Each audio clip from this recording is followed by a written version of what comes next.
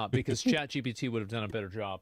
Yeah, definitely. Fucking your contact information in brackets, cease and desist. You couldn't have made that any worse. This legal document he tried to send over is now more worthless than the parchment paper that he's built his life upon. Another day, another email. This time you decided to fix the typos. Congratulations. And you also told me you're fixing the typos. Very interesting thing for your legal typos. Fix the typos. In case you couldn't figure out, we're very serious about this issue, as your direct actions to intentionally harm us and our company is not being taken lightly. We expect to see action taken within 48 hours. See attached. In all caps. Congratulations. And you also told me you're fixing the typos. Very interesting thing for your legal department to say. Oh, brother, this guy stinks. She is cooking him harder than the meal that her father cooked her in the first place that started all of this. I love how he proudly calls attention to fixing the typos. Like a student in class, like... Well, how he does it is he does it in a way that's trying to make her look stupid for, like, noticing the typos. It's like she's stupid because she's like, hey, by the way, there's typos in this. Excuse me, teacher. I fixed the spelling mistakes in the cursive.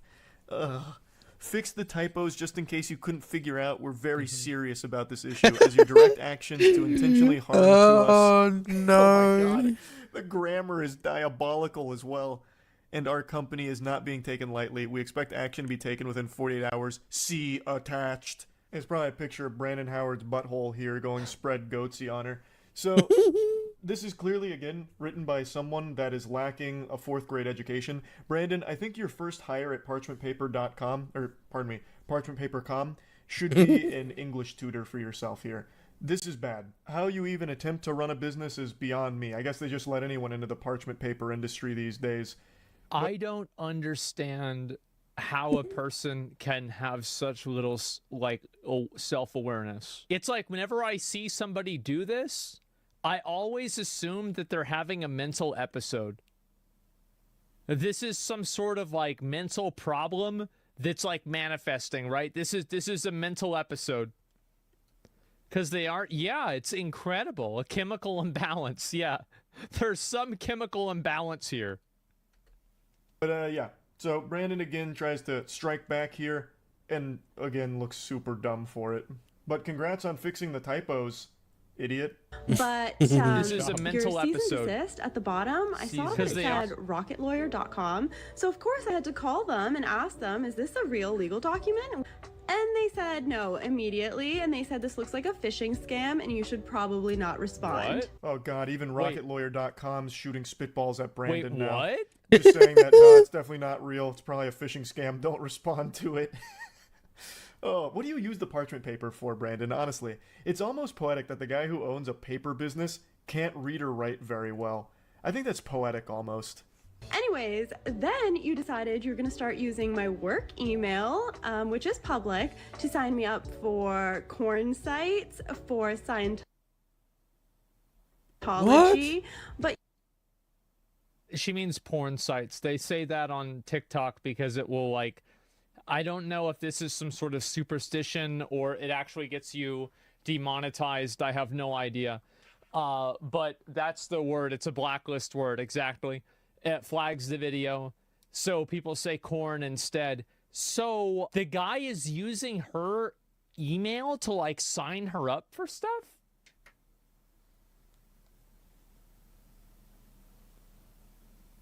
This is the pettiest fucking thing I've ever seen. What a freak, I know. you forgot that those companies will actually send you the IP where the accounts were made from. And it's funny because it's pinging in California and I'm not in California, so... Wait, so she called the company to look up... Oh my fucking god. This is But just I getting do remember that on worse. Trustpilot, when you had your address up, it was coming up in California. Suspicious, huh? Brandon's out here collecting L's like the Infinity Stones. He is greedy for that shit. He can't stop losing. And I can't stop thinking about how he signed off that legal document about, like, having 48 hours to comply or whatever. Cease and desist. Trying to give it, like, a deadline. Like, this is the ultimatum. You've got to do it within 40 hours or else. it's gonna get serious if you couldn't tell. Oh, yeah. That's just so lame. Like, I feel like he must have just watched Mission Impossible. Well, this kind of stuff works for people that have had no friction in their own life, and they think that they can bully people around. You know, maybe Brandon grew up and he had a good amount of money growing up, and so because of that, he thinks that he can kind of push people around with this kind of stuff, and maybe it's worked in the past for whatever reason. But whenever, you know, you go up against a normal person that doesn't have anything to hide or something like that, then yeah, it's obviously not going to work very well. At some point, this message will self-destruct upon finishing. That kind of thing, and he tried to channel that into this document here to give like a sense of urgency. Nepo Parchment Boy, flat. apparently. But you want attention so freaking bad because you will not stop talking about this. You are basically the only one who is still talking about this at this point. This Since is my another initial video. email to you where I thought your company was hacked, I have not tried to contact you. At first, you were laughing and sipping Mai Tais on the beach, and then you were having crybaby sales because this was drawing you so. Wait, he's doing another one. Let's call it the Crybaby Special. Our thousands of real customers will appreciate this.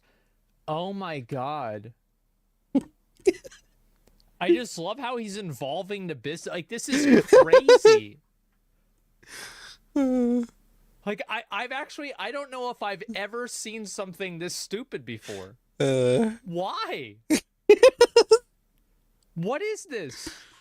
much attention. So this video is only 3 days old. I mean, to be fair, he did spell, he did use the correct reel. It's not R-E-E-L, which, I mean, for this guy is kind of impressive. Is weeks after Brandon's biblical meltdown, and he's still going on about it. So this is a screenshot from his Crybaby special. Yeah. Which, oh my god, the irony almost makes me sick.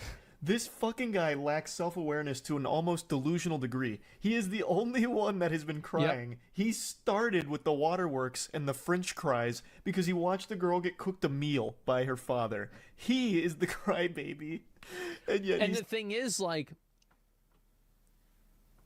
I wouldn't want to do business with this person. Like, if I was doing business with them, I would immediately be like, yeah, man, we gotta figure something else out. Sorry. And it's actually not because of this. It's not really because of the drama itself. It's because whenever I realize that I'm in business with an unreasonable or illogical person, I know that they can't be trusted. They're mental. So how can you, like, what can you do to stop that? How can you get that, how can you get away from that? There's nothing to do. So, like, whenever you are dealing with a person who is unstable or unpredictable or illogical, the best thing that you can do is remove yourself from the situation. Still trying to push it on everyone else like they're the problem. Check the company Our page. thousands of real customers will appreciate this. On sale, custom dimensions on demand.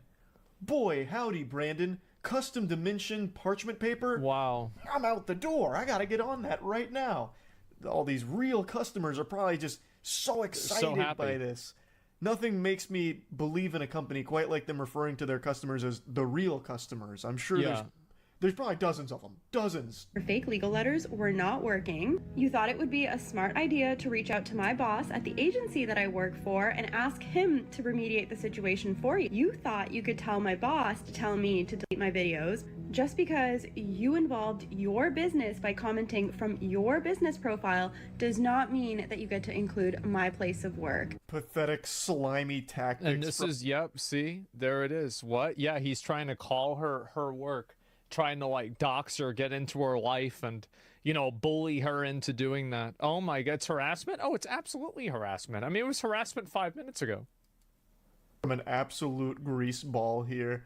So he apparently contacts her boss to try and whine to him to fix it, which obviously didn't do anything. Yeah, what a surprise. Brandon, this is so sad. This is so embarrassing. I wonder if he ever goes and thinks to himself, like, in this process of this, he's like, I know I should stop, but I'm in too deep now, and I can't stop, or it will hurt my ego. So I have to play this out to the bitter end because of, like, some sort of, like, sense of pride or something like that. I wonder if he ever had, like, that moment of, like, oh god, I'm ruining my life, but I have to. I can't stop now. When all of this failed, you thought it would be a great idea to send me one more email stating that you will deal with it as you see fit, whatever the hell that means. And then you decided to add this banner to your website. I'm sure you think that This is We what do I get. not support woke, feminist, cancel culture, hate mobs who do nothing positive in our community. It's so spicy. We do not support woke, feminist, cancel culture, hate mob groups who do nothing positive in our community.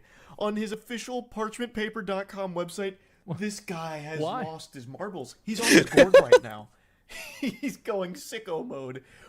Brother, what are you even talking about? All she did was showcase your comments and made fun of you. What is the woke, feminist, cancel culture movement here? You made yourself look... 07 all orders. I don't even think that the customer is probably like, you have to think about this. Like if some guy runs a bakery, this is probably just some blue collar guy. He probably doesn't even know this happened. He's like, oh wow, it's cheap this month? Great. He doesn't even fucking know or care. Why would anybody give a fuck? Like they don't have no idea it's even happening. Stupid and people clowned on Yeah, you he doesn't, for it, and he doesn't rightfully want to so. care. You are the problem. And also, didn't you just try one of those cancel culture maneuvers by contacting her boss and her place of work to get her in trouble because of you and your beef with her? How can you lack self-awareness to this degree? It's almost criminal. People love cancel culture when it's used against people they don't like. The whole idea of, oh, I'm against cancel culture, this is a lie. People are not against cancel culture. They're against people using cancel culture against people that they agree with. That's the difference. Would say. It gives me the heebie-jeebies.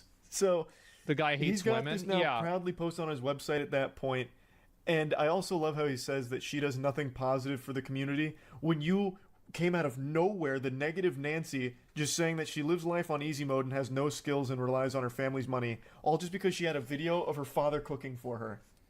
What are you talking about? What positive shit do you bring to the world, Brandon? Now, I will say, that section right there is just so outlandish with the woke feminist cancel culture mob being on the paper's website. Well, It's this is what happens, right? What this kind of reminds me of is like whenever you're fighting a boss and it goes into phase 2, and it's like Ludwig in Bloodborne, and it turns into this like freakish fucking animal. It's like you thought it was fucked up and weird before. Well, now this is like its full power. It's like feminist cancel culture, like hate mob. What the fuck? It's just, yeah, he's enraged. Yeah, he's unleashed his real power level. So over the top that I half believe that might actually be faked by somebody, and I also struggle to believe that Brandon would be competent enough to even put that on his website in the first place. I just don't think he has the capability to do that. And I really don't think he has a team around him. I think it's just him. So I think that one might not be real. But to argue against that point, his statements on the official Black Label... Let's find out if it's real. What's the website called? Free shipping. Yeah.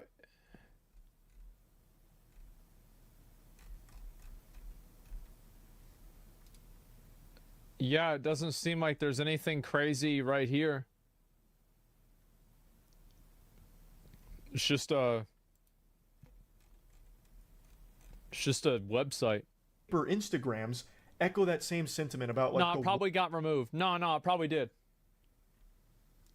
Woke cancel culture mob and all of that shit. So there is a chance that it's real. There is a very good chance that it's real, but I do want to put it out there that I haven't been able to 100% confirm beyond a shadow of a doubt that it is, because as of right now, it's not on the website. But he could have just deleted it after backlash. But you continue to talk about it, you continue to make stories about it, and you continually want the attention. As if all of this was not enough, you decided...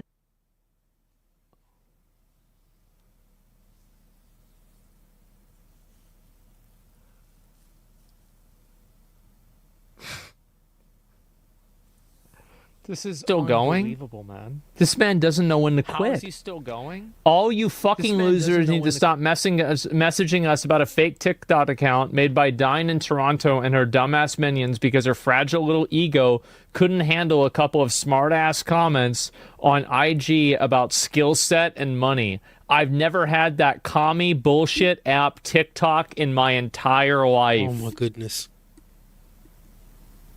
Oh, because it's from China, right? Yeah. And tell that little midget bobblehead Danish guy to get off my nuts. Fucking losers, I swear. It's been 2 weeks and I still have to deal with this childish bullshit. She's too immature to settle this privately, and I'm not going to let some woke hate mob ruin my reputation because they live in some mystical fairyland of make-believe and think because they have 20k followers, they're doing something in life. 3 clown emotion. I mean, as Asmongold was saying, like, this is just absolutely ridiculous to be doing something like this. Like, on your business account as well.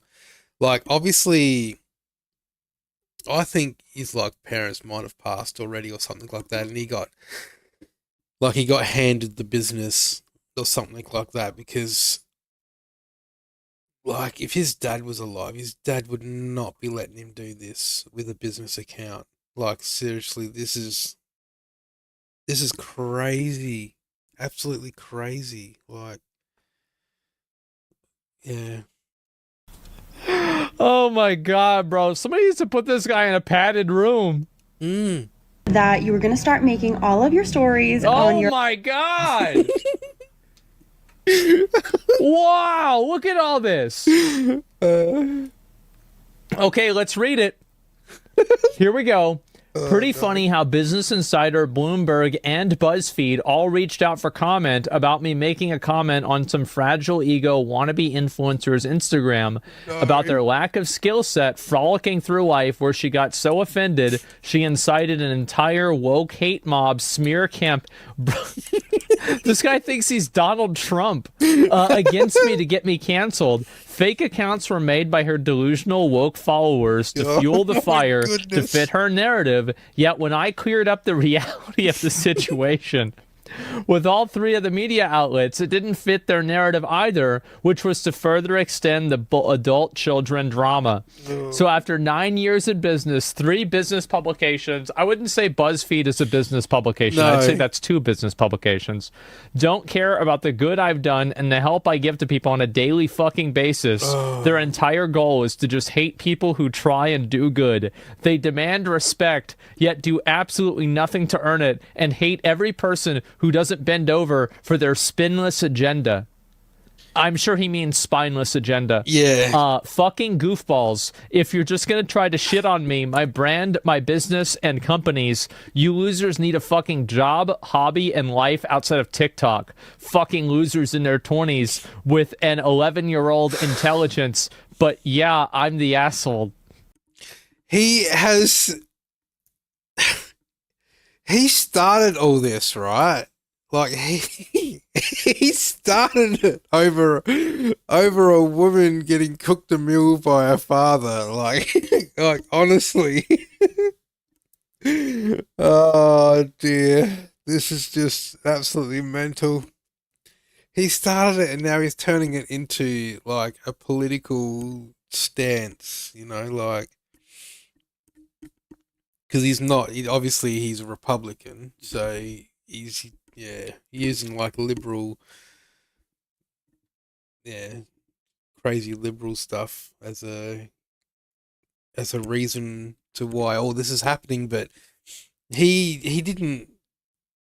started it. He did all this. He brought it all upon himself, and now he's trying to turn it into like something completely different. Like, losers in their 20s with 11-year-old intelligence, but I'm the a-hole, then, well, yeah, he is, because he's the one that started it. And, like, 11-year-old intelligence, she hasn't come back to him with anything rude or obnoxious or anything like that. Like, she actually did the right thing and reached out to the business trying to find you know, like, has something happened to the account, because this is a very bizarre, like, message to get, or a comment to get from a business. Well, excuse me, yawning. To get from a business account, but that has nothing to do with it. Like, she did everything correct, and this guy's like lashing out. I mean, I mean, if anybody has an 11-year-old intelligence, I mean,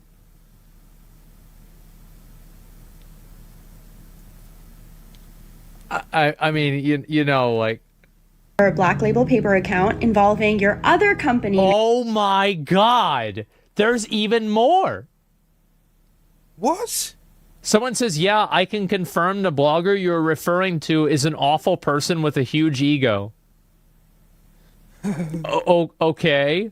She's referring to the fragile ego wannabe influencers. Man, oh my God. Amazing how these lowlights have nothing better to do with their time except circle jerk each other on TikTok. Now, for no apparent reason, take down another company, why don't you? So this is his other business that he's now calling in off the bench for this drama. I cannot imagine why he thought that'd be a good idea, but it's Black Label Paper. So all of his businesses are parchment and paper related. It's the Paper Avengers, led by a paper tiger. I would wager a guess that the quality of his product is most likely atrocious, probably not even like worthy to be toilet paper if I had to guess. So he goes, all you fucking losers need to stop messaging us about a fake TikTok account made by her and her dumb ass minions because her fragile little ego couldn't handle a couple smart ass comments on IG about skill set and money. I've never had the commie bullshit app TikTok in my entire life. A bold-faced lie. Also, why would you be posting this on your business account again? Like, your real customers that didn't know about any of this are now being made aware of it, and you look so... He probably doesn't even have, like, I mean, this is just like, I mean, how many people are probably following this account? Probably, like, what, like 400? The guy probably hate watches Hassan. The guy probably, all he does is hate watch things. Pathetic in all of it. And tell that little... Oh, my God. What? Oh, I can't even read these. It's so cringe, isn't it? It's so bad. That's so bad. Like, he... Until that little midget bobblehead head Dinesh guy to get off my nuts. What? What does that have to do with anything? Like, seriously. So now he's... Oh. Excuse me. So now he's calling out someone based on their height. So he's insulting someone because they're short, obviously. And bobblehead Dinesh guy. So what's he referring to? Someone who's of Indian descent? Like, why? Why is he So he's gone like racist, and then he's like straight up gone like, you know, full body shaming. Bad. It's like you feel like a loser even whenever you're reading it that somebody else wrote it. Like, if you're have you ever had something that bad? It's like I can't even stand to read this because of how fucking pathetic it is. It hurts to even read. Holy shit. Fucking losers, I swear, it's been 2 weeks almost and still have to deal with this childish bullshit. You are the only one keeping it up, by the way. You are the only one that still is doing this and engaging with it. No one else is talking about it. This drama it's dried up. It's gone stale. But he keeps putting it on people's radar. He keeps serving this up on a plate to us. He's cooking it. This man needs a PR department. This guy doesn't need a PR department. He needs a... He needs to go to like an institution or something. Like this people. No, he definitely like does this need is the to same seek way help. I feel about like a lot of Karens and stuff like that. Is that I actually think these people, I think there's something wrong with them. Yeah, I agree. I do. It's like, you ever had like a computer that like just doesn't go past BIOS post? It'll load up and then it will just not open Windows and it'll just die again, then load up. Like, it's just it's a broken PC. You just got to fix the PC. Like, this is the same thing, right? It's like there's some games, like I remember I had a version of Pokemon Yellow that wouldn't save. So like I could play through the game, but if I turned it off and I tried to save the game, to save wouldn't save. Like, this is the way I feel about this person. They're just broken to broken. It's like a three-legged dog or something, you know? Yeah. Well, at least brain's that's fractured. That's what it is. it's like you feel bad for a dog. Like, I don't even really feel bad for these people, but they're just defective. It for us, and we're eating it. He's doing it. He's the chef. She is too immature to settle this privately, and I'm not going to let some woke hate mob ruin my reputation because they live in some mystical fairyland of make-believe and think because they have 20K followers they're doing something in life. Clown emojis. I also can't help but laugh at how much he keeps trying to throw out woke, cancel culture, all of that kind of shit. Just a bunch of... I wonder if he's trying to do the, like, I'm being canceled and try to grift other right-wing people into, like, taking his side, and then being like, oh, well, let's support this person because he's, like, tribally part of our group. You think maybe this is, like, some sort of, like a retard marketing thing? Like, I don't think that's the case. And the reason why I don't think that's the case is because of the private messages. But if he was a little bit smarter, I would believe it. Yeah, I don't think that he's smart enough to think that. Even apply here, because all that happened was she showed these comments from a laughably embarrassing CEO that he publicly made and then shared his email where he doubled down on it. That's it. It's all his fault. There's nothing else beyond that. Yeah, and he just can't accept it. He can't come to terms with reality because he lives in the mystical... Pillow Mike. Oh, yeah, that's right. Mike Liddell. Did he ever publish that stuff that proved that Trump was innocent and that he's still the president? Did he do that? No? No. Why not? Why didn't he do it? Did he forget? It's coming, just wait. Guys, it's going to be in 2 weeks. It's coming out. What does that have to do with right wing? This person is clearly a right wing person. How much do you want to bet that this is a right wing person? I would say we're in like the 99% chance of likelihood. It's like he's using their moveset. He's saying their words. Yeah. He's doing their voice lines. If it acts like a duck and it quacks like a duck, it's probably a fucking duck. Exactly right. Fairyland. Like, he's in the fucking Narnia. Nobody else. It's just him. Here's another one of his posts, this time on a really cute background. He talks about Business Insider and some articles reaching out for a comment. Some fragile ego wannabe influencer, IG, about their lack of skill set and frolicking through life, where she got so offended and cited the woke hate mob smear campaign against me to get me canceled. Fake accounts were made by her delusional woke followers. He just keeps sprinkling that in there as much as possible. He's trying desperately. Right wingers in chat being mad being compared to him. No, I know. And like even any normal right wing person that sees this is like, no, we don't want this guy. This guy's an idiot. No, we don't get. No, he's an asshole. Yeah, no, I. That's the best part about it. Is like, yeah, even the people that agree with him, like, yeah, this guy's an idiot. What the fuck? Yeah. I cleared up the reality of the situation with all three media outlets. It didn't fit their narrative either, which was to further extend the adult-children drama. God. So after 9 years in business, 3 business publications don't care about the good I've done and the help I give to people on a daily fucking basis. Yeah, I'm sure your parchment is invaluable. I'm sure you're doing a great service. You really seem like a stand-up gentleman. Their entire goal is just to hate people who try and do good. You really seem like you're striving to do good, Brandon. You really fucking do, brother. Yeah. What a saint. Oh, they demand respect, yet do absolutely nothing to earn it. And hate. One thing that I've learned is that if a person will pop off and melt down at one person, they've probably done it before and they'll do it again. Like, I generally have, like, once somebody reveals their power level of being an insane person to me, I never trust them. I can never trust that person to be normal ever again, because they will pop off again. Every person who doesn't bend over for their spineless agenda. All it takes is one meltdown. Business and companies, you losers need a job, hobby, life outside of TikTok. Fucking losers in their 20s with an 11-year-old intelligence. But yeah, I'm the asshole. Yeah, you are the asshole, Brandon. Also, you're the one with the 11-year-old intelligence. You can't even read and write properly. You tried to make a legal department, like to cosplay as a legal department, and couldn't even get the emails correctly. typos out the wazoo, and even in the ones where you fix the typos. I think that's an insult to 11-year-olds. I'm pretty sure a lot of 11-year-olds could probably do a better job than that. And I'm not kidding. Like, if I was 11, I probably would have remembered to take out the contact thing. I mean, come on. It's pretty obvious that it's not supposed to be there. Been proudly proclaim that you fixed the typos, and you still desist. make a typo. You suck. Like, you were the one with the child brain. Sure, what your end game here is, and I'm not even sure that you know what your end game here is, but in your own words, I don't have time to bicker back and forth about some nonsense comments, nor is it my problem that you're offended over them. Wait, delete it if you're so worried about it. No, yeah. It seems like it's not his problem. And he doesn't have time to do it. Well, a good thing his company does.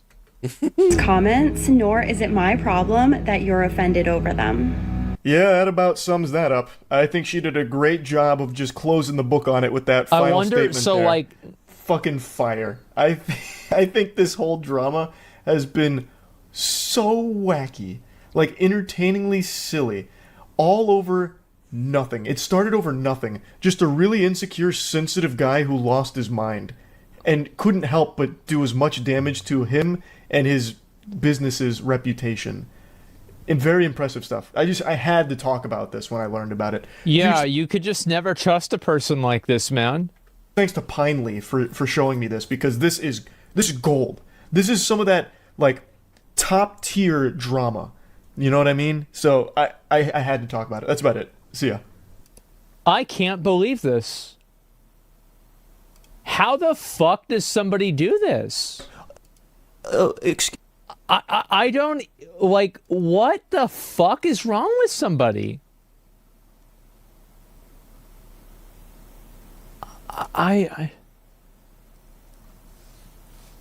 Mental deficiency, yeah, I know. If you consider parents making dinner for their kids living life on easy mode, damn, that's just sad. What a weird guy. What even happened?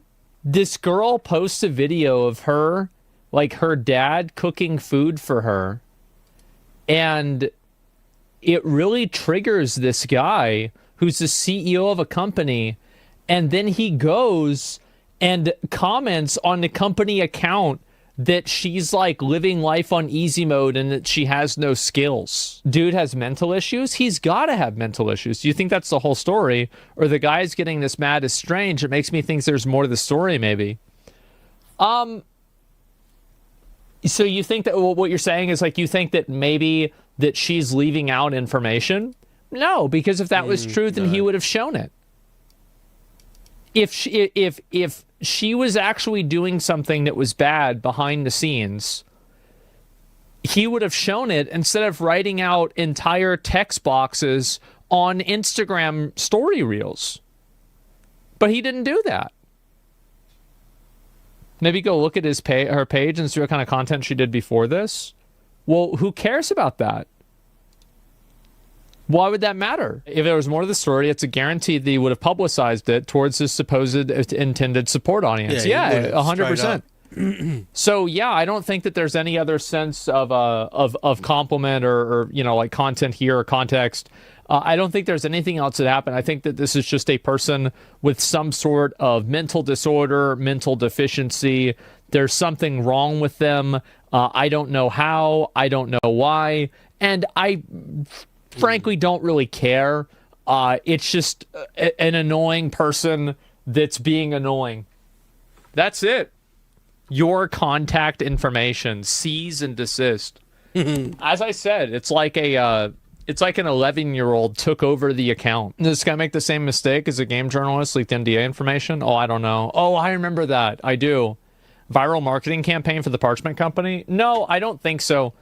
I think that people like this, sometimes they do the I was only pretending to be stupid thing, where they're like, oh, well, haha, I did this for viral guerrilla marketing.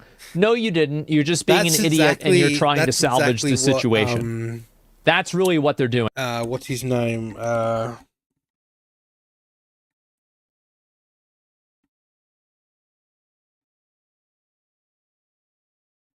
That KSI. That's what KSI did. He had a meltdown over Dan TDM or DDM's X post, and then he just he wouldn't let it go. He just couldn't let it go. Everything he posted after that was just straight to Dan TDM, like DDM or whatever his name is, and just kept at him. And then right at the very end, he said he was like playing on it and that kind of stuff. But you could see in his videos, like he was not happy. But I don't even think that's what's going to happen. Bro can't stand a woman being right. I mean, it's not even bro can't stand a woman. Like, she wasn't right or wrong. Like, how can you be right or wrong about buying somebody a pair of pants? Wouldn't trust those parchments if this dude is handling them. I just can't trust, like, as I said, I have a very strict policy. I'll link you guys the video. This is amazing. I have a very strict policy of people. Anybody who behaves in a way that I feel like is irrational or illogical, I immediately try to remove them from my life in as many ways as possible. So, like, if somebody acts like gets mad randomly, if somebody like goes and like starts yelling at me or anything like that, like, I immediately get rid of them. I don't want to deal with anybody like that. I have a very generally calm life, and so anybody who's moody, I don't deal with that. If you're moody and you change if you have like these like mood swings, I'm just simply not interested in having anything to do with you. And as soon as those people reveal their power level to me, then I understand. And it's like, thank God sometimes it happens early, and then you can just immediately distance yourself. What if it's your partner? Funny thing about that. Why do you think I came up with this rule? Really funny thing about that. That's such a crazy, crazy thing to say. That's actually quite funny. Work translator. Hey, what's up, guys? Rip here. So no shock, we're going to be covering some more localizer-related drama because this situation keeps getting crazier and crazier. Now, the war against bad localizations and mistranslations will continue for many years to come, but this current battle with localizers seems like it's reaching its climax because today we're getting a very strange crossover that I don't think anyone saw coming. So yesterday, voice actress and localizer Jamie Marchi made her official response to Asmongold through this TikTok. And as predictable as it might come, it is very, very cringe. And we're going to watch it, but first, let's figure out how we got here. How is this localizer making an official response video to Asmongold over anime localizations? Well, a few weeks ago, Asmongold... Well, the reason why she's doing it is because she can make it about me rather than about what she's doing. So it's like, well, I'm just being attacked by this random guy. It actually has nothing to do with what I'm doing. She's deflecting. Yeah, she's just deflecting. Yeah. Started making reaction videos to many different videos, including my own, where we were talking about localizers in anime and manga. What began as a conversation about AI potentially replacing localizers evolved into a very big spotlight on the decades of mistranslations that have plagued anime and manga intentional mistranslations. Everybody understands a mistake.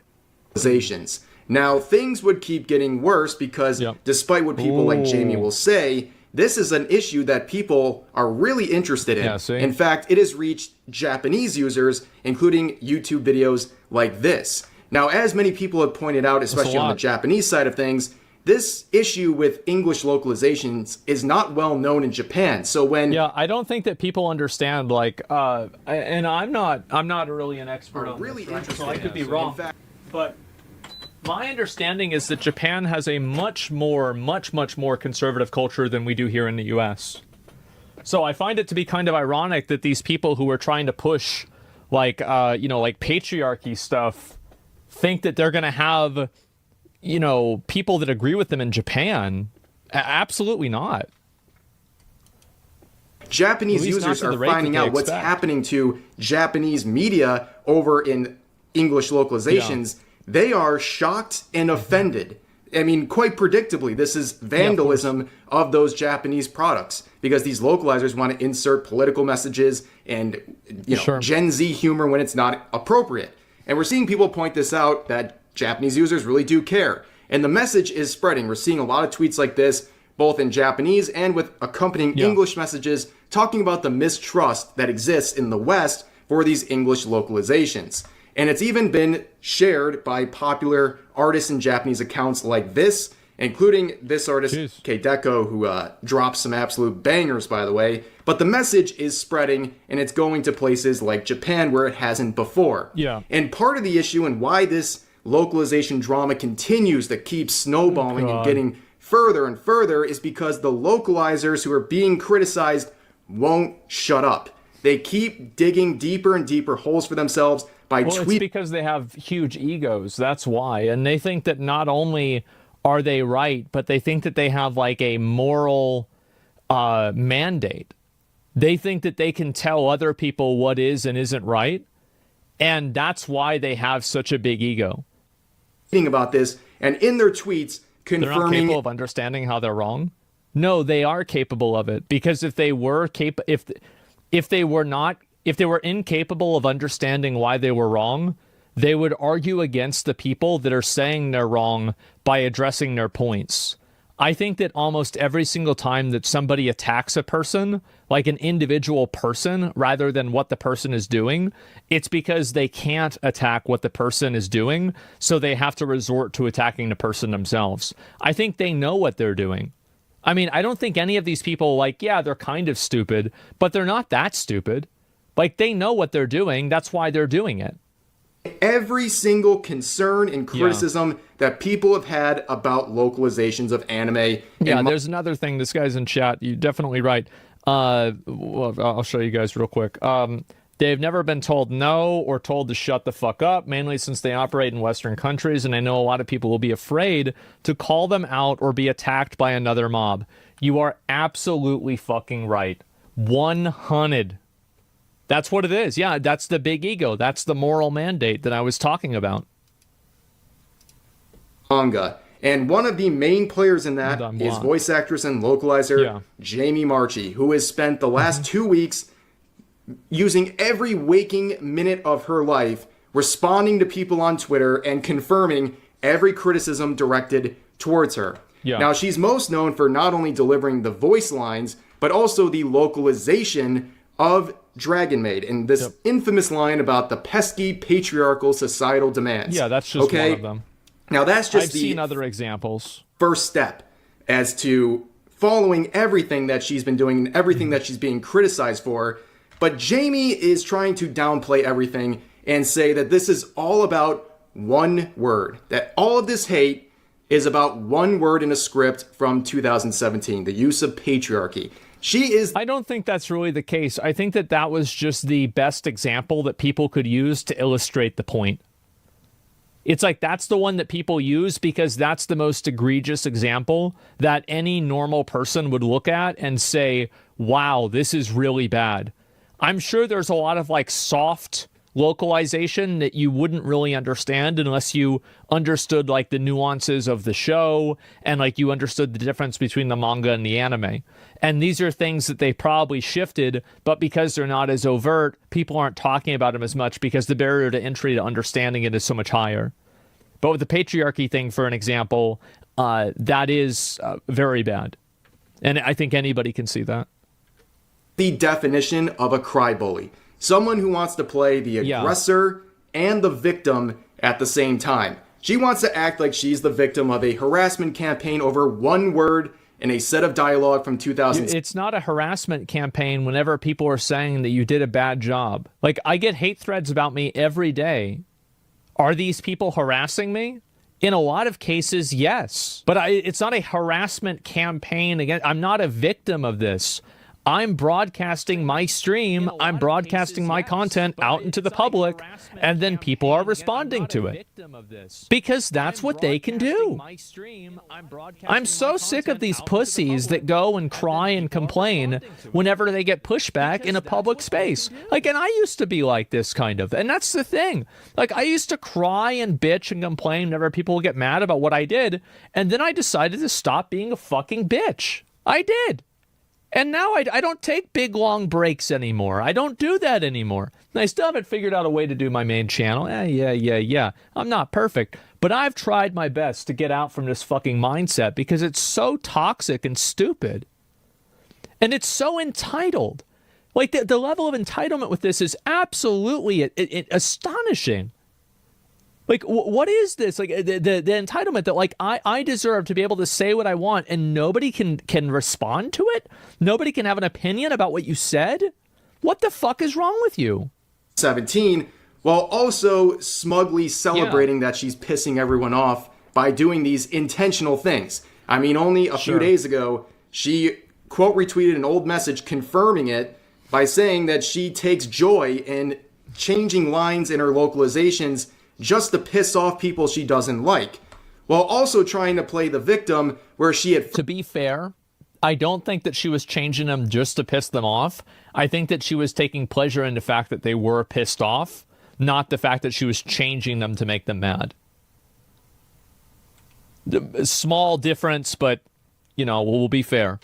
First was trying to deflect criticism about the Dragon Maid line by saying she was getting attacked for lines she didn't write, where only 30 minutes later, in an attempt to dunk on someone in the replies, would then confirm that she was the one who was responsible for the patriarchy localization. Oh, what is this here?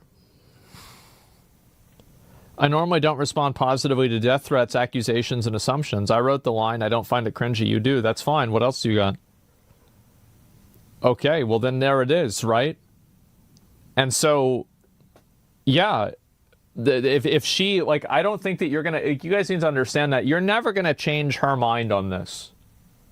You're not going to, like, any of you guys that are tweeting at her and, like, trying to, explain why she's wrong, you're not going to convince her.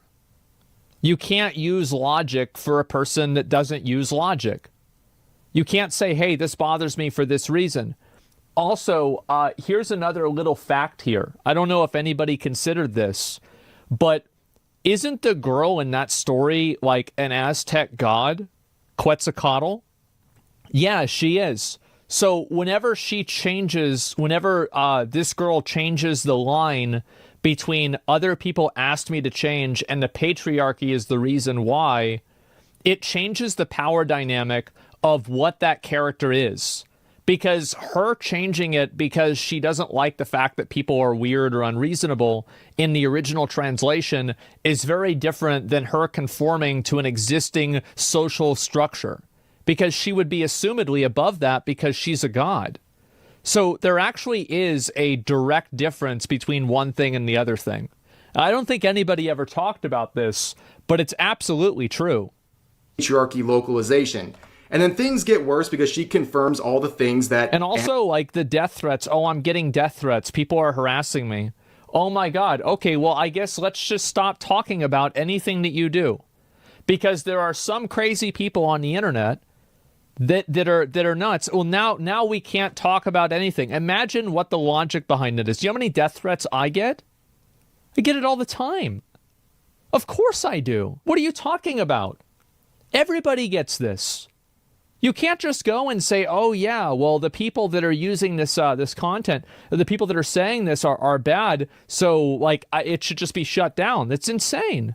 Of course people threaten to kill me. Why wouldn't they? I made it. That's the part I don't get. Why would people threaten to kill Asmongold? He doesn't offend anyone. He doesn't come out with any outlandish sort of takes on anything like that. He just sort of... he reacts to certain content, he creates his own sort of content and that kind of stuff. He has his own discussions and that, but he doesn't actually come out and offend anyone. He's very neutral. So, and for people to come out and want to, like, give him death threats and want to kill him and that kind of stuff. That's just absolutely mental. Like, I don't get why they want to do that. That's just absolutely insane. I don't think that should, that sort of thing shouldn't happen to, it will definitely not happen to Asmongold anyway, because he seems like a very nice person from like what I've seen on streams, and that I've never met him in person, so I can't really comment on his actual like off camera character, so to speak. But no, he does come across quite, like a nice fella, easy to talk to. I've seen other videos where he's like a couple of other YouTubers and that went around his house and like showed how he lives and that kind of stuff, which that was a bit of an eye opener. But each to their own. I've gone down that road as well at some stage, but yeah, well, he he was very positive. He was very easy to talk to. He didn't seem embarrassed. Like, he was quite okay with everything. Like, they sort of gave the slight glance to the camera and that kind of stuff. Like, oh, look how he lives, sort of thing. Like being a little bit disrespectful, I thought. But Aspen was like, he was really good about it and that kind of stuff. So, yeah, no, it's just seems very bizarre to threaten someone like that. It's just odd. Made him mad. That's just how it is.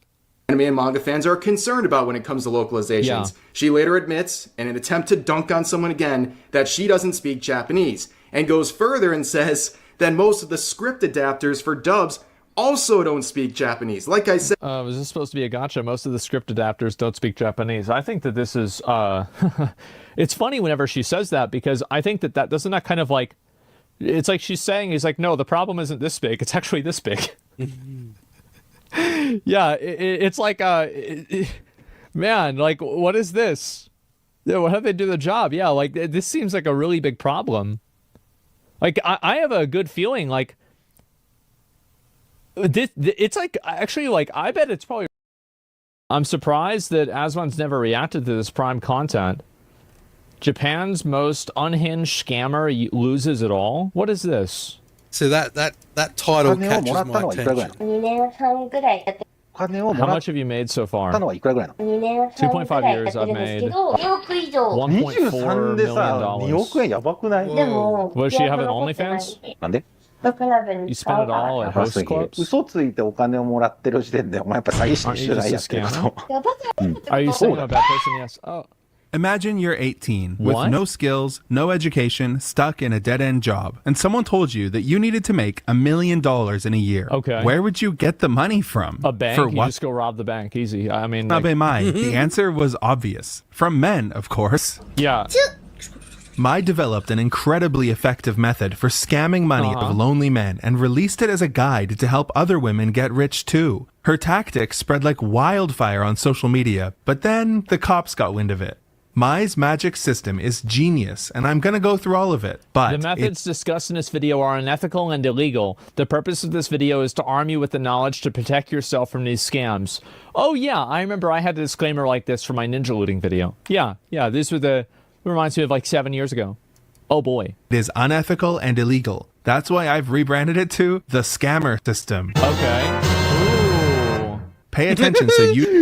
I love how he put that tone in there, though. That was actually really funny. It's like a Scooby-Doo, like, they're about to catch the guy.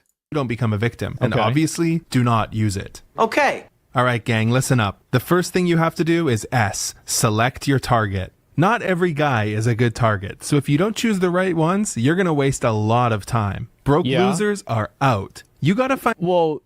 rich, but... And a guy who's good at making money, but was this about, like Findom? I mean, I already know all about this. Yeah, this is not really a fucking secret. Do people not know this? Damn. Holding on to it. That's exactly right. The perfect mark is a guy who's lonely, isolated, and has no hobbies. Exactly. A guy who has no meaning in life. Well, you want to find a guy. These are the people that are the best ones to manipulate.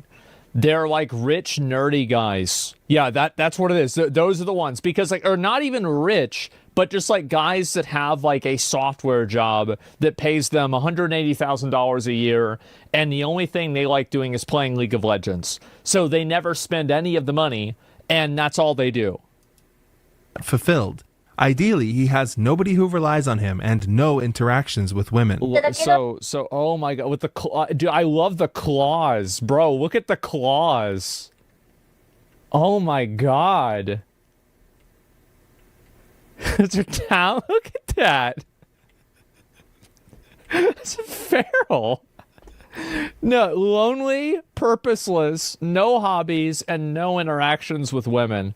Well, that's not really too hard to find. Well, at least besides the top part. Yeah, they're everywhere. Women. The best guys, wait, what are the targets? The best guys to target have no hopes in life. Oh, God. They go to work, return home, sleep, work, go home, and sleep. That's all they do. It's like, why are you even alive? True. The reason Mai knows this is the best type of man to target is because she used to work in what the Japanese call the night industry, if you know. That's, yeah, we know what that is. Mm-hmm. Yep. Bro, they go crazy with that kind of stuff over there. I didn't even know it was that big.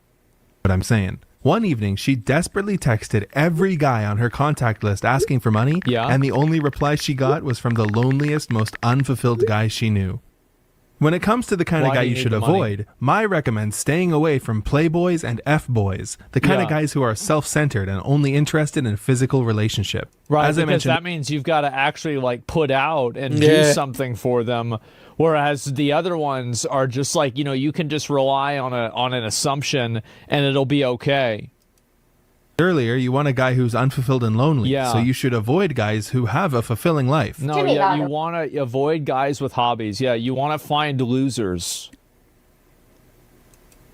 Like travel,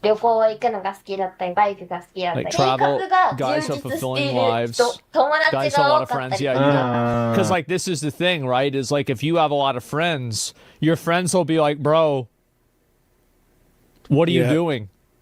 They're like, I don't know. I mean, no, we're going to get married. No, you're not. Yeah, you're probably right. Okay, I'll stop talking to her. Like, that would be bad, right?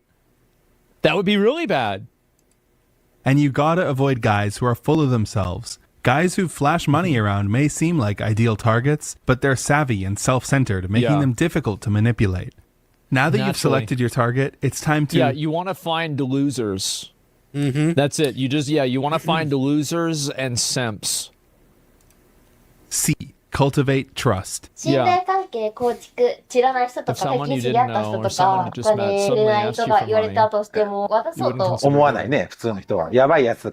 consider it. If he doesn't trust you, why would he give you money? So... yeah, true.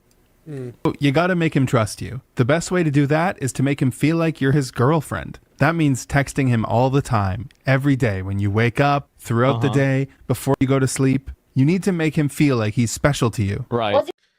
This... Oh, my goodness. This is terrible. Like, wow, that is manipulation at its best. Like,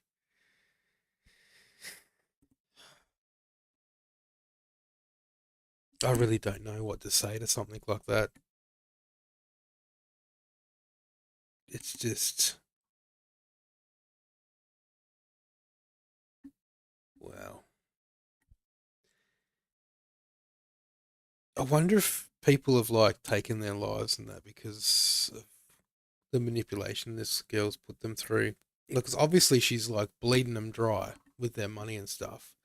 So, you know, and texting them every morning just to get them on the hook and that kind of stuff, making them feel like, you know, they're special. Oh, that's horrible. I feel so calm talking to you. Normally, I don't like talking with guys, but with you, it's different. Make him think he's special. Uh-huh. Yep, for sure. I just, like, isn't it crazy how, like, her hands look like talons? Yeah. It's like that one thing that, like, animals that have that are like poisonous or venomous, they have like these crazy colors in order to tell people that in the animal kingdom.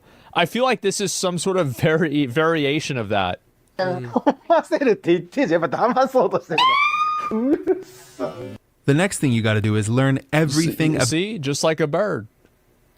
Just like a bird, bro. Like, who does that? Birds do that. The next thing you got to do is learn everything about him. Stuff like, what time does he wake up? What does he do on his days off? What was his childhood like? If you skip this step and try to extract money without making him fully trust you, he'll get suspicious and you will fail. He's trying to use me to get Mai money. gives examples of her favorite messages to use on guys. Stuff like, messaging you first thing in the morning has become the highlight of my day, and it feels so nice to say goodnight to you. Okay. Oh my god.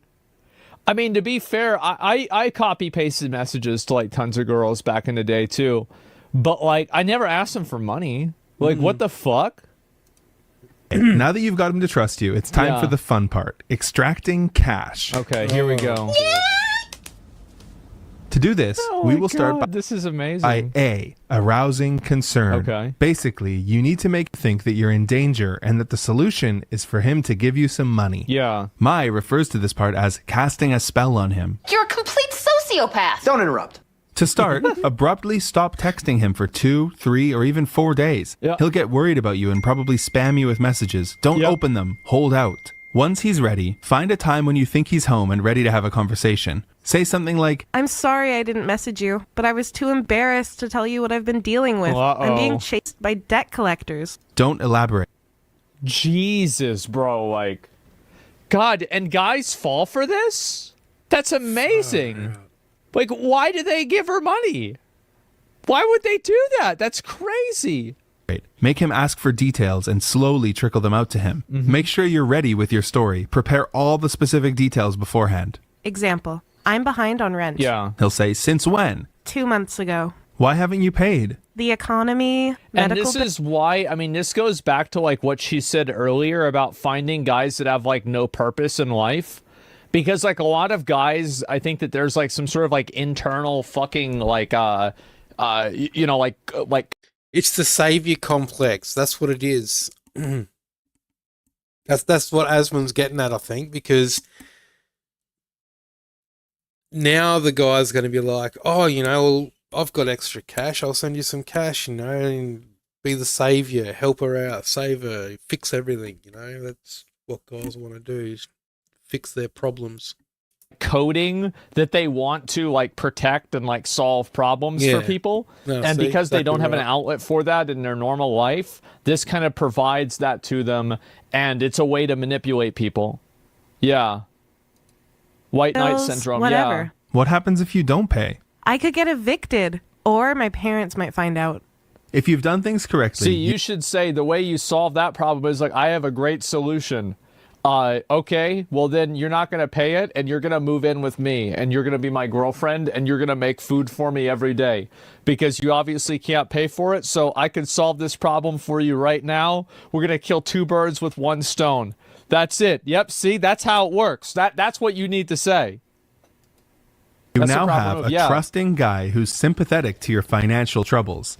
Now, is it time to ask him for money? No. Actually, Mai never directly asks for money. Instead, the next step is to mention solutions that don't really solve the problem. These are things like, I've been talking to someone who says he'll lend me the money, but he's connected to the Yakuza. Ooh. Obviously, your guy doesn't want you to get money from the Yakuza, but he's probably not ready to pay yet. So his first instinct will be to come up with all kinds of solutions that get him off the hook. Things like, have you considered speaking to a lawyer? Or, have you asked your parents for help? He's like a worm trying to wriggle away. Anticipate these questions and be ready Why not with just make more money? Yeah. This is like super manipulation. My goodness. Why not just start an OnlyFans? Like, damn. Feel like this is kind of an easy solution, right?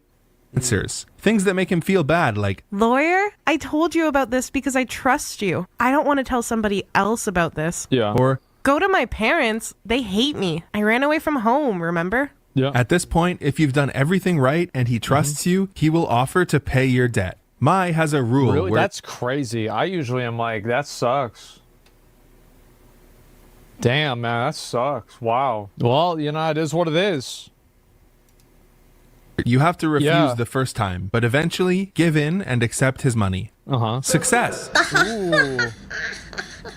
But it's not over yet. The next part is crucial. never is. You need to make him feel like a hero. Mai called this part aftercare. After you get the money, you need to make a big fuss.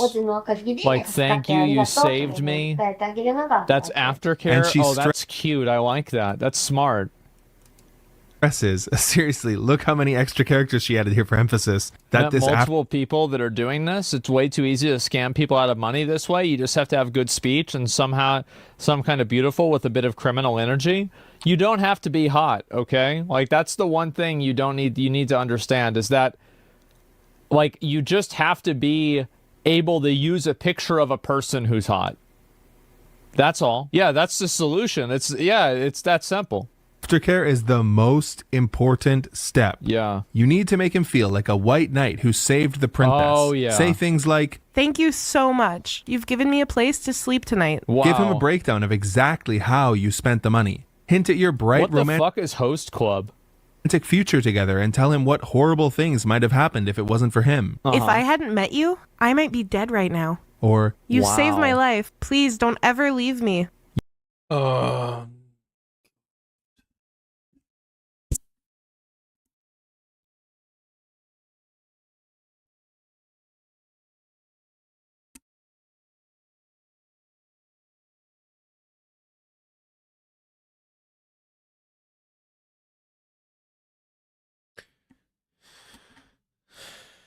This is like super cruel, eh? Far out. you need to make sure that he feels warm and fuzzy about giving you the money. Yeah. If you skip this step, who knows what could happen. Ooh. But if you did it correctly, That's this smart. sets you up in perfect position to end or repeat. I knew the R was If going to be Mai repeat. thinks the guy doesn't have any more cash left, or if she's put him in too much debt already, Yeah. she'll try to let the conversation die out and move on to the next guy. But Yeah. most of the time, if you wait a few weeks or months, you can loop It's like a respawn. Yeah. It's like a raid reset. Exactly, because like guys get they get a paycheck every 2 weeks or every month, right? So yeah, it's a respawn.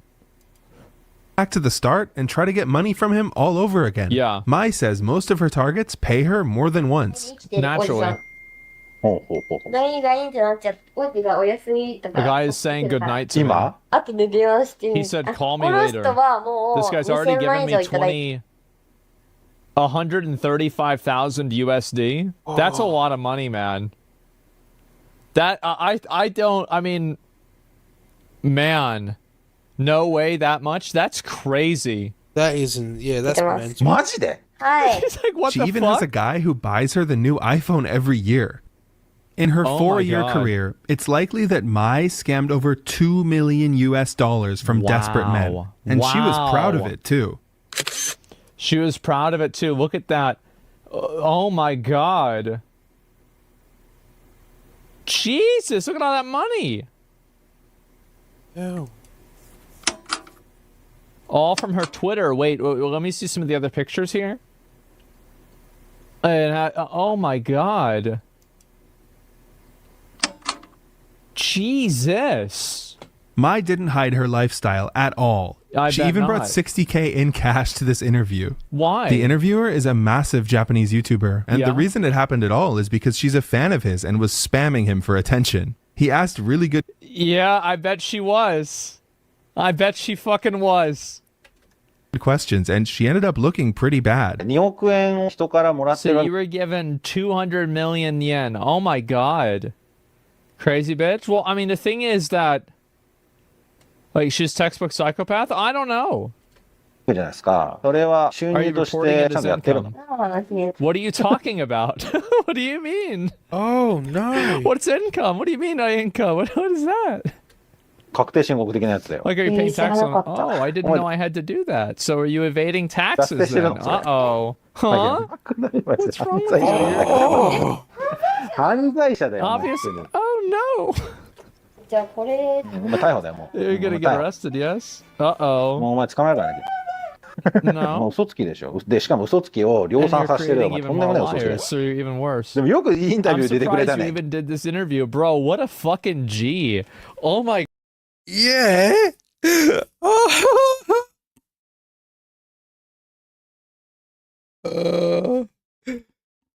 Well, he did. He just let her have it big time. My God, him just calling her out like that? Wow. Bro, he's like, so yeah, you're basically gonna go to jail. And so like, so you're just a liar and like, you just do this. Like, why'd you even come here? Like, are you stupid? Like, what is this? 逆に。 Afterwards, she threatened to go to the cops Oh if he my released God. it, but he released it anyways. GigaChad. Why She did threatened to go to cops if he released it, but he just did it. Yeah, there it Yeah, is. she's sitting there bragging about how she's ripping people off. She hasn't paid any taxes on the money she's received either. Then he goes and tells her all about it, and like, then she realizes like, oh, okay, because he told her straight out, when this video comes out, you're going to jail. Oh shit. What's she gonna do? I want to be in the public eye so badly? Perhaps she just wanted attention. But there was another reason. The guide we went through earlier, she was selling it for $300 a pop. And business. This is always what these girls do, and guys too. They always have like a course or something like that. You have to give them money for it, and then after you give them money, then they teach you how to make money, right? But like the reality, yeah, it's like Andrew Tate, buy my course, whatever, right? And that's usually how a lot of them make money too. This was booming. どれぐらい今まで購入者がいたの？何人ぐらい？ 2,000. So if it's 300,000, or sorry, $300 for 2,000, what's that? $60,000. That's a lot of money. Yeah, that 600K. Yeah, you know, you're right. You're right. 600. I don't know why the fuck do I say that? 以上、まあ Yeah. 皆さん買わないでくださいね、本当。 This was the beginning of the end for Mai. Remember when I mentioned that aftercare is the most important part? Another reason for this is because Yeah. guys who feel scammed go to the cops. Right. Unfortunately for Mai, some of her students must have skipped that chapter. Specifically, 19-year-old convenience store employee Ieda Miku, Ouch. who, after buying Mai's guide, scammed around $100,000 out of two men by lying that she was Wow. going to be forced to appear in a certain kind of video if they didn't help her. And the guy paid money for that not to happen? What an idiot. Bro, like, After they paid her, she didn't do any aftercare. In fact, you could say she did negative aftercare. To both men, she sent a message, Miku has been kidnapped, and blocked them. I and love when that. two men bring such an Oh God, so dumb. Like, obviously they're going to reach out. They're going to reach out and be like, hey, you know, they're going to contact like the Japanese authorities and screenshot the messages, send them the screenshots and say, hey, you know, this is what's happened. absurd story to the Nagoya police within my 1 month, God. they start to connect the dots. They quickly tracked down and arrested Miku, found the Yeah. guide on her phone, and then arrested Mai for aiding and abetting. Wow. This put Mai's face on the news, which made quite a few of her past victims realize they were scammed and go to the cops. Oh my God. Because guys were finally coming forward, they were able to arrest Mai 2 more times over the next couple months. Jesus. One of the most interesting things they found after arresting her is that she never had any savings. She was essentially living paycheck to paycheck. Well, other people's paycheck to $100 paycheck. paycheck. How does she not have money? She scammed like millions of US dollars. Every $100,000 month, she was paychecks. spending all of the money she received. On what, you might ask? Host clubs. What's that? A host club is a place where women pay for the company of charming men. Hosts give them attention and entertain them with conversation and alcohol in a controlled social setting. Wait, so she's just part of the food chain then? So these guys are paying her for attention, and then she's paying these guys for attention. I don't know why, but somehow this makes it better to me. Like, I just feel like this is, this is just part of the circle of life. This is the food chain. Yeah, it does. She's under that talking food. Yeah, it's just... She probably doesn't even think there's anything wrong with it because she's like, oh, I'm going to go here. They're going to do the same thing to me. It's fine. Oh, my God. All things in balance. Yes. This is amazing. I don't know why, but this actually just totally changes my entire outlook on this. Not me. I have to disagree with that, dude. Sorry, but no, that's even worse. So instead of getting the attention from the guys she's scamming, she goes to a host club to get the attention of... She's paying other men for attention when she can have all the attention she wants from the people she's scamming. Like, oh, it's so stupid. Host clubs can be cheap if you go once in a while. The first visit is heavily discounted, but if you become a regular, they're really expensive. Really? They do this when you order expensive champagne? In Mai's case, she was a bit more than a regular. I'll be using this at the host club. She fell in love with the host, specifically. Oh, wait, what's it says? Screenshots, how much money you spend. The most I've ever spent in a month is 145K. An older man who was obsessed with me cashed out his insurance and stocks to give me, I guess that probably is like a bit more or a bit less, like maybe a little bit less than 100K. And I took it and spent it at the host club. Okay. This guy, and spent so much money at the club, the staff started calling her Mother Teresa.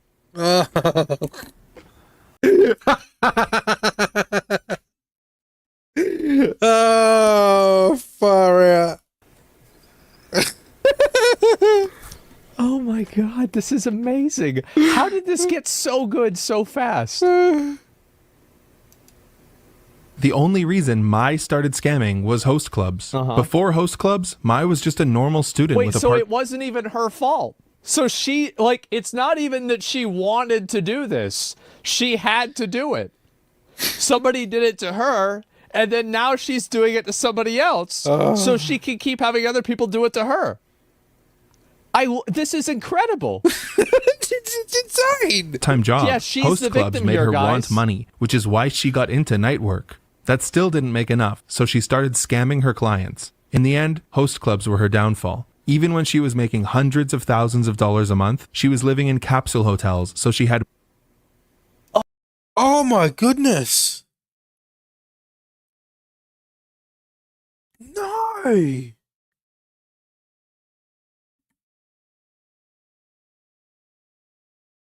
No. Wow. Oh my... more money to spend at the host club. On October 27th, Mai was in the news again, the fourth time in 2 months. But this time, it wasn't her being arrested, it was her host and his manager. Ooh. They were arrested for knowingly receiving dirty money from Mai. But how can they prove the hosts knew the money was dirty? How about a text message found on Mai's phone from the host saying, "I am your accomplice now, I'll be arrested with you." Oh yeah, that'll do it. Yeah. Why would you say that? Oh, what of all an the idiot. things to say, why would you say that one thing? Speaking of this host guy, everyone's talking about this fish-shaped kettle of his. Apparently, he bought it for like $25 on Amazon and served Mai soft drinks in it. For this luxurious service, he charged her around $100,000. And I want you guys to remember that every single time that you tell me that you're broke, you don't have any money, guys, you need to think outside the box. Start thinking inside the ocean next time, all right? Open up your mind. Think about what problem can I solve in the world? Like, how can I figure out a way to fit in? How to make things work? Yeah, you gotta step it up. Yeah, there it is. Oh my God. On November 3rd, Mai appeared in court. Her appearance had changed a lot, and she was wearing glasses. She pled guilty to both aiding the scams with the guide and the scams that she did herself. The only new information we learned during the trial is that she has a husband who's Vietnamese. What a She hasn't been surprise. sentenced yet, and there's another trial coming in December. What will the comments be like? Arrest this bitch. いや、わかんない。それはリリちゃん可愛いなって That's るかもしれない so よ。 cute. 確かに。 Yeah, you're You know, right. I've actually worked at Oh, that guy is just cooking her hard. a host club. I made a bonus video where I tell that story and talk a bit about the channel and why the videos take so long. It's free on my Patreon. You don't have to sign up. Link in the description. Check it out. Also, thanks to my patrons, and thank you for watching. This is nuts. Holy shit, man. So it's like she's just... Oh my god. Most important.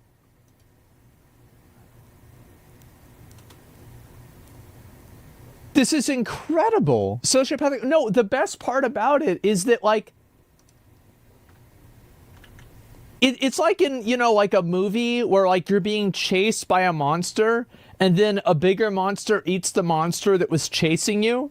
And it's like, oh, well, maybe this is just like, this is just the way it is here, like in Jurassic Park. This is unbelievable. So this girl basically is scamming other people out of money so she can pay somebody else to scam her out of the money.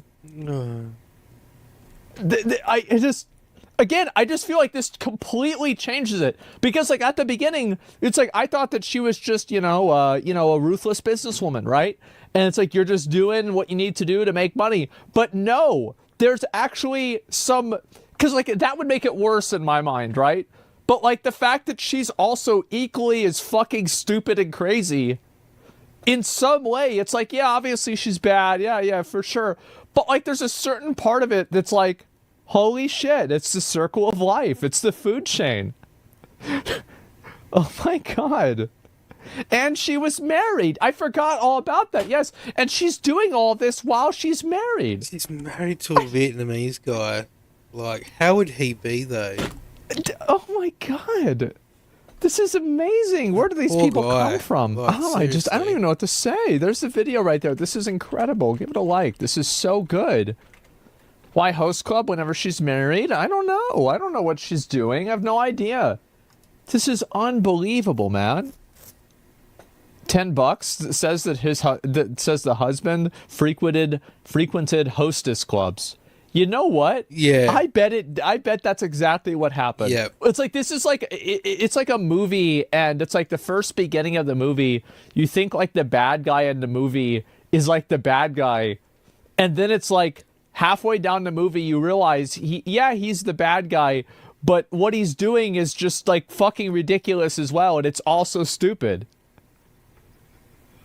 Like, I don't even know what to say. It's amazing. That was just absolutely mental. I figured I'd watch this. It'd be good. Money, welcome back. Oop. Morning, welcome back. Sorry, I was hoping some of the money I gave to the government for taxes came back to me. They keep asking for more like I didn't pay them last month. What are they trying to be here? Netflix? So, when was the last time you showed people you were doing okay in life? And we're not talking about your mental well-being or your cholesterol levels from your health checkup. Boo. That's boring talk. Yeah. What are the vibes you give off based on your material possessions? Because that's all we care about as ravenous, short-form content addicts. The thing is... It's crazy to me because, like, anytime that I talk to people about, like, money, people always like they want to third party me, basically, right? They want to like fucking play me like a game, like, oh, you should go buy this, you should go do this, you should go do this. Like, people can't comprehend the idea that buying an expensive thing will not make me happy. It's crazy. Like, live vicariously. Yeah, exactly. When Emily Blunt asks if you're wearing The Chanel boots? Yeah, I am. a lot of us are probably saying, no, I'm wearing Chantel's boots. When you're successful, earning a livable wage to afford basic necessities and some nice things, flaunting your wealth from time to time isn't a huge cause for concern. Jesus Christ, look at all that stuff. Those are all Gucci bags too. Oh my god. That's literally what we've been conditioned to do. Work, buy things, and show it off to people we find. I mean, this looks nice. I bet it's probably like, what, $30? No, it's got the chain. So I said $50. Yeah, $50 or something like this would be good. Is it Louis Vuitton? Yeah, see, oh yeah, because it says Louis Vuitton. Oh, for sure. See, like, I don't even know or care. Yeah, there you go. Yeah, say $50. We want to show everyone we're Mr. Krabs. But in this economy, we relate more to Squidward. I'm all out of money! Well, you could just lie and make something up. The deception and charisma build for People love to do influencers that. is a pretty popular one. Once you start scrolling on any social media app, you're bound to come across an influencer that seemingly has a better life than you. I've already accepted the fact we all live different lives. You wake up at the crack of dawn to work out. This is awful. This is terrible. You really think this is good? Okay, it's going to be loud, number one. Number two, now you can't stay up until 5 a.m. because then the sun's going to wake you up. This is terrible. Do you want to know the people that I really, like, get jealous of? Is, like, there'll be, like, some fucking guy who's, like, 43, and he has, like, a big gray beard, and he's built, like, a house on the side of a hill, and there's, like, rocks in it, and you can go inside the house, and it's got, like, a really nice TV in it, and it's in the middle of fucking nowhere, and he, like, has a little go-kart that he can drive to the convenience store on. Like, that guy, I'm gonna be like, oh, man, bro, like... I'm really not, I'm just not, I'm not doing what I should be doing, right? I'm not, like, this guy really got it figured out. Here I am. Yeah, describe my life goal with that? Yeah, it's a nice fucking place, right? And I'll watch these videos. It sounds crazy, but, like, I'll watch these videos of, like, these guys, like, build, like, cabins and, like, places, like, out in the woods and, like, you know, more wilderness areas. I love it. I think it's amazing. I love modern houses, too. But, you know, I grew up watching Lord of the Rings. You know, I'd like a place like the Shire. That'd be really cool to me. With your green juice, spin class, rise and grind, property owner mindset, Yeah. I'm with So I'm gonna grab a smoke and I'll be back.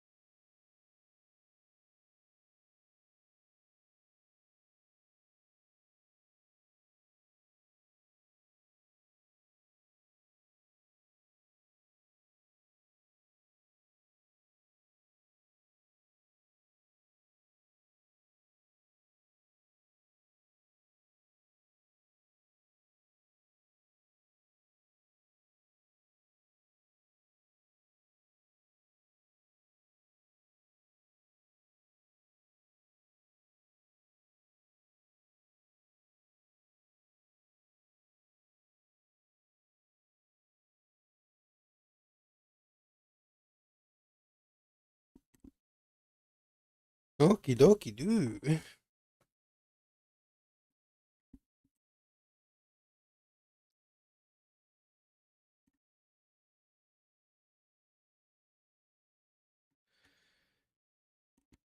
So, let's check out. Not really into that kind of a thing. The Shady World of Wealthy Influences. That is from Caitlin Pawlowski. Truth about SS Sniper Wolf. I've been actually getting quite into those ones about her. She seems a bit different.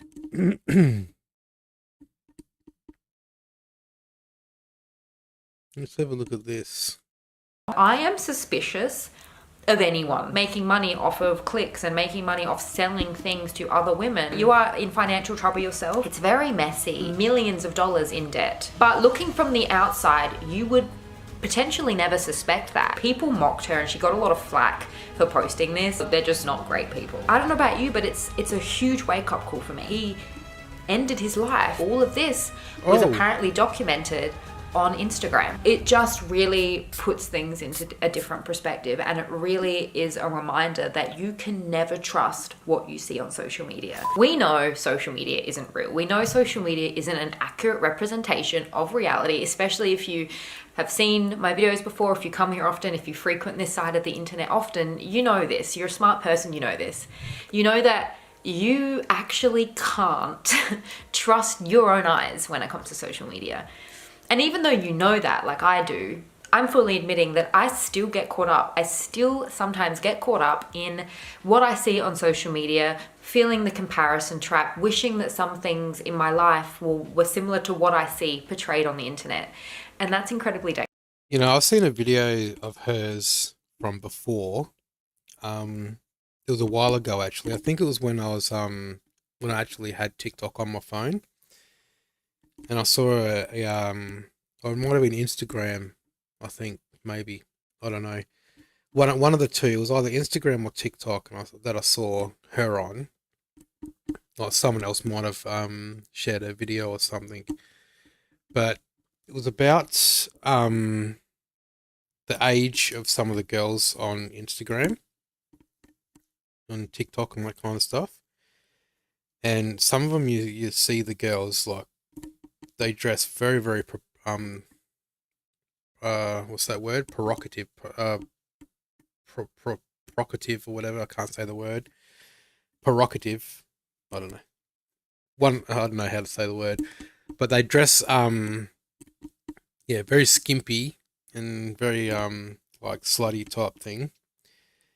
And then they, start flaunting all their parts and that kind of stuff and shaking their butts and everything. And turns out that some of them, like, you see the videos and that and you just think, oh wow, but some of them, like, you can tell they look very young, and then you think, well, they're on this platform doing this, and like some of them even had their mothers in the video doing it with them and that kind of stuff, and you don't realize that they are like that young. Some are like 11, 12 years old, others are like 15, 14 and stuff like that. And it's just like, it's really, really, it was actually quite difficult to watch, but she did make very valid points, like, what are these mothers doing in this sort of situation? Like, why are they allowing their daughters to do this, because the amount of creeps and that are actually on the internet, like, I saw another video about like predators and stuff like that, and what they did is they used like computer generation and that to make this woman look a bit younger, like she was early 20s, and she went on there posing as like a 16, 17-year-old. She got a few messages and that kind of stuff, and they thought, like, let's use a computer and age her down more to make her look, 12 years old and see what happens. So they aged her down to like 12 years old and created like a profile on social media and that. I don't know what website it was. And within 3 hours, no, within an hour or something like that, she had 30 or 40 like messages, or it might have been even in the hundreds or something. But it was an eye opener. Like it was really atrocious, to be honest. Like it's just, it's a bit of an eye opener to know how many people like that are out there in the world just waiting. Dangerous, which is why every now and again I like to do a video like this, because flashy influencers, I personally think, are secretly broke. You cannot get too swept up in what you see on social media, because your favorite influencer might be hiding something. I want to take you into the shady world of wealthy influencers, and the wealthy influencers that we see on social media might secretly, or not so secretly, be broke. What's you wearing? You look poor. Candace Miller, you may or may not be familiar with her. She is someone who is currently really going through it right now, and she was actually the person that inspired today's video.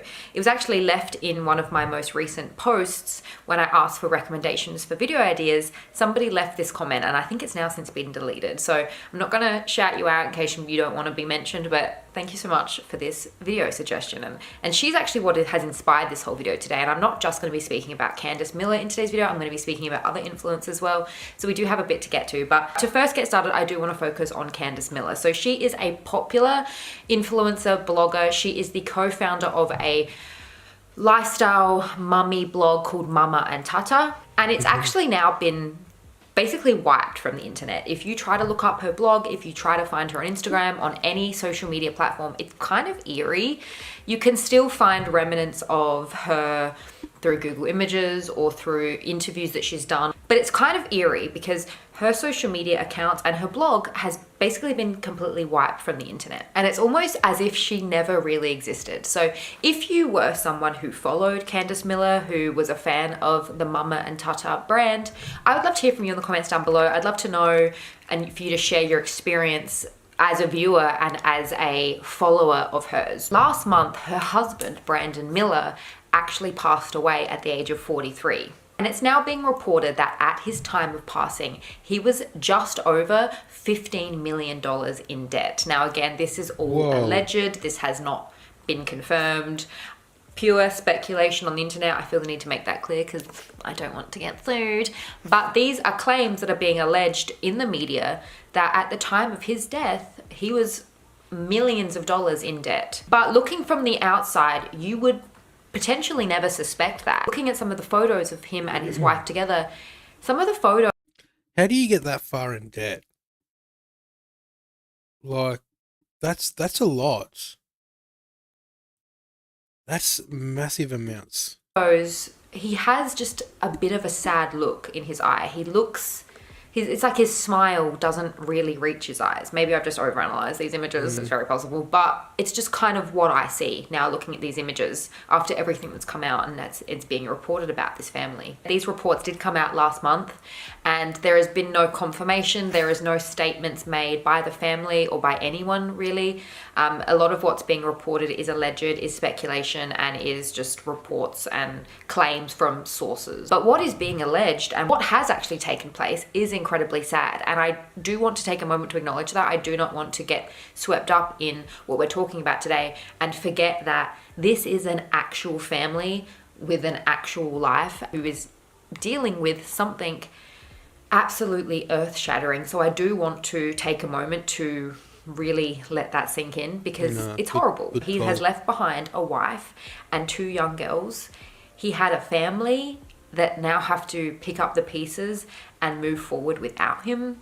And my heart goes out to Candace Miller, and my heart goes out to those 2 kids and just the family because it's an incredibly sad situation. It's being alleged that Brandon Miller killed himself. I do have to be really careful with my wording, so that's probably going to be bleeped. But to pass at 43 and the way in which he was found has led people on Reddit and on the internet to speculate this, because a 43-year-old man being found unconscious in his garage does raise some questions.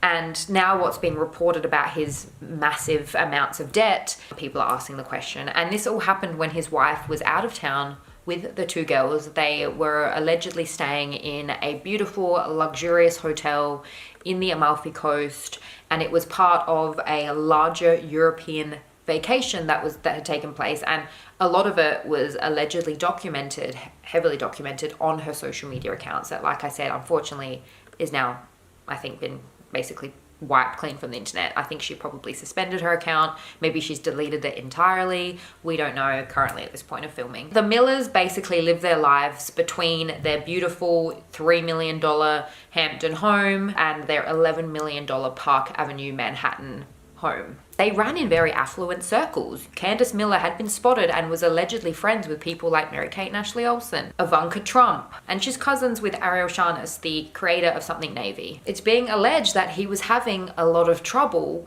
keeping this lavish lifestyle afloat. Like I mentioned, they lived in very, very expensive mansions. They traveled frequently. She has even came out and said that she was getting $800 facials a week. She was a member at a very expensive workout studio. She used to throw these lavish parties that cost hundreds of thousands of dollars. They often traveled the globe to these incredibly luxurious destinations. They stayed in hotels like the Hotel Plaza in Paris, which apparently the suites start at about $3,800 Australian per night. They stayed in hotels in Mallorca with similar $3,000 a night price tags. They had dinners made by personal chefs. They attended high society charity galas and appeared in very affluent social circles on a regular basis. And like I said, all of this was apparently documented on Instagram and on social media. And with the more information that we're hearing and it's being released, this alleged information, it's looking like their lifestyle was an illusion and their lifestyle was unsustainable. They could not keep up with this illusion that they were portraying on social media. I can only assume from an outsider looking in at their situation that they probably predominantly lived off of Brandon's income, Brandon's money. I think he also came from money. There's also talk that she came from money as well. But she was the owner of a clothing company called Black Iris that, from what I've seen, hasn't been active since last year. So I can't imagine that did very well. Like I said, she is the owner, co-founder of that particular blog. But again, it's just hard for me to wrap my head around. I don't believe that the money that was generated from this blog that she started was enough to fund this incredibly lavish lifestyle. They are the epitome of keeping up with the Joneses, from what it appears. They were living well beyond their means, if what is being reported is true. It's being alleged now in the media that he had some questionable business dealings, and also people have reported on lawsuits that took place throughout his time, throughout the last 10 years. It's actually being alleged that as early as April 19th, he was being sued by an interior marketing group after he failed and refused to pay over $100,000 for the company's luxury furniture rental service. So it's looking like they were renting their furniture in one of their homes. It's also being alleged that he refused to return more than $64,000 worth of furnishing from their Park Avenue apartment. In a separate matter, in May of this year, he was actually being sued by Lighthouse Marina for allegedly failing to pay his balances of his boat. It's being alleged that he owed the marina nearly $40,000 dating back to October 2022, and he never responded nor acknowledged their demand letters for payment. And eventually, he racked up a debt of $55,000 in charges, according to this one particular lawsuit. Since Brandon's passing, there have been multiple sources who have come out to media outlets and reported that Brandon actually borrowed around $17 million from friends within their affluent circles, alleging to buy a downtown Manhattan building. Apparently, the building was sold to someone else, and Brandon allegedly told his friends, investors, that he had used their money for something else. It's hard to imagine that someone who was genuinely doing well financially would find themselves in those types of situations and would be refusing to or racking up debt like that. Brandon Miller was a managing partner at Real Estate Equities. This company was founded by his father in the 70s. He joined his father's real estate company in 2004 as head of the acquisitions and finance department. Just to give you some context about just how large this company is, they have apparently purchased or developed more than 20 million square feet of real estate properties throughout the US. In 2019, there was a complaint that alleged that Brandon Miller's father, who passed away in 2016, had told his assistant to forge his son's signature on some loan documents relating to a, at the time, condo project. And apparently that lawsuit was settled. And again in 2022, the TD Bank sued Brandon Miller, his mother, and his sister, alleging they made fraudulent transfers to keep the bank from collecting $2.1 million from his mother. In one particular article I read, there was a particular quote from, I think, one of the sources that really stuck out to me, and I wanted to read it to you. There are probably 10 or 20 people in the Hamptons who qualify as billionaires, but you can be sure they're not the ones sharing their lives on Instagram. And I really wanted to drum that home because, again, this is something that I'm trying to remember. Coming from a life in which I lived my 20s, constantly being exposed to these photos and these lifestyles that I now in my 30s realize and believe are false realities, are fake, and it's all smoke and mirrors. Now with more this talk of quiet luxury and, you know, I know some of us some really hate that term, but I do believe that it's something to be said. I think the wealthiest people do not feel the need to flash their wealth and showcase their life in so much detail on social media. I mean, granted, you can make the excuse for people like the Kardashians who very much do this. However, their livelihood depends on them doing this. Their brand depends on them. Their money depends on them being flashy, showcasing, having this very aspirational life. They profit off of that. They profit off of women and people seeing this life and wanting a piece of it and buying into their business and buying into what they're selling. Whereas people who don't make their money in the entertainment industry or don't make their money on social media, millionaires and billionaires, I think, don't feel the need to showcase this life and portray a life on social media. You know, they get on these private jets and they don't post photos. There are a few comments on Reddit that I want to end this one little mini story inside of this larger video on. And it's some comments that I found on the Reddit thread, any news update on Mama and Tata. And I want to read these couple of comments. I mean, I could literally read them all to you because I find them all very quite relevant, but we could be here all day. But I just want to read these 3 comments to you. I haven't stopped thinking about this over the past week. It's just so sad. Those poor girls. I truly cannot wrap my head around this though. I used to follow her religiously and couldn't believe the amount of wealth she exuded. The huge NYC apartment/home, the Hamptons mansion, the Miami apartment, etc. The vacations, the parties, her wardrobe of endless gowns. I had never seen anything like it before. Even the small things. I remember she would have weekly floral arrangements in her Hamptons home from Sag Harbor florists that had to be thousands of dollars. I used to think her life was so perfect, and the endless funds, endless time to exercise, a private chef, makes you reevaluate what makes you happy and appreciate the little things in your life. Amen. This person followed on with, I agree. It wasn't just the nice houses, it was all of the clothes, the vacations, the personal care and services. I followed her for almost 7 years and her lifestyle felt like it was on pace with the Kardashian level spending. I just read that her husband had a development project they were doing in Harlem foreclosed upon, and one of his parents' residents went through foreclosure after his dad's death. Curious if their other properties are going to be liquidated. It's so strange to reconcile what was presented versus what some of the facts suggest. So sad, her poor girls. And this last comment, how many times would she post a video?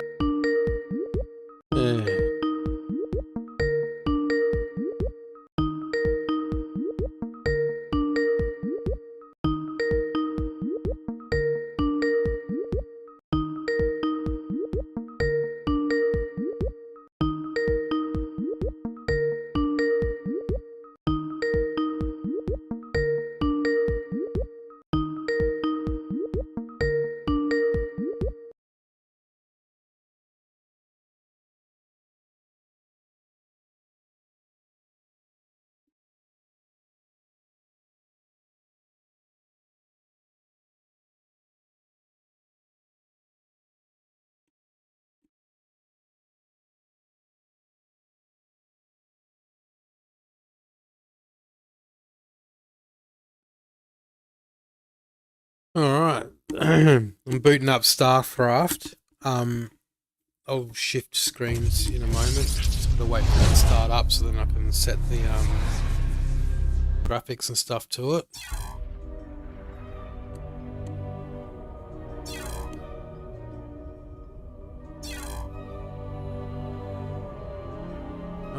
Name your Starcraft character.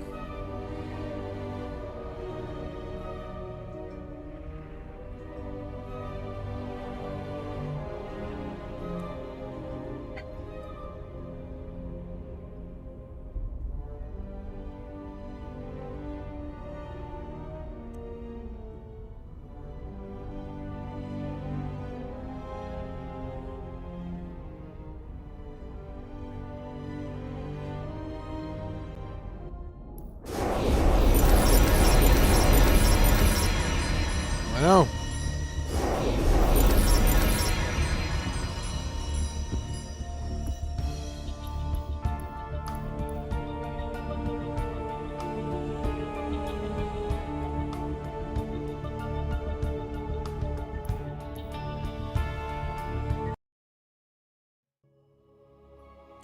Mouse seems to be a bit off sync. It's kind of annoying. Could be the way it's windowed at the moment though.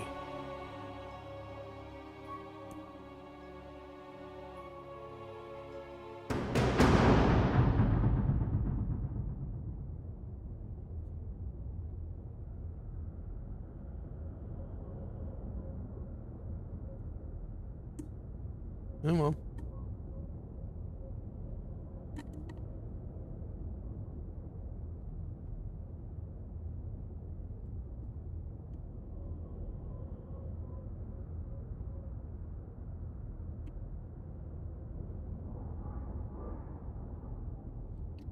I wonder if there's add-ons for Starcraft like there is for World of Warcraft.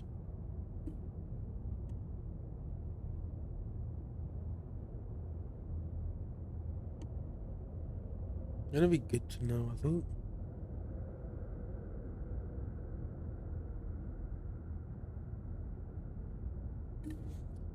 I don't know, am I stuck on the main screen? Oh, here we go. Begin by left-clicking on a unit to select it.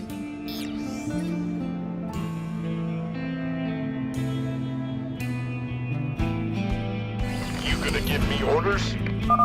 Information about the selected unit is displayed at the bottom of the screen. Additionally, the commands for this unit are displayed in the bottom right. It is time to issue a command. Right-click the beacon to order the Marine to move to it.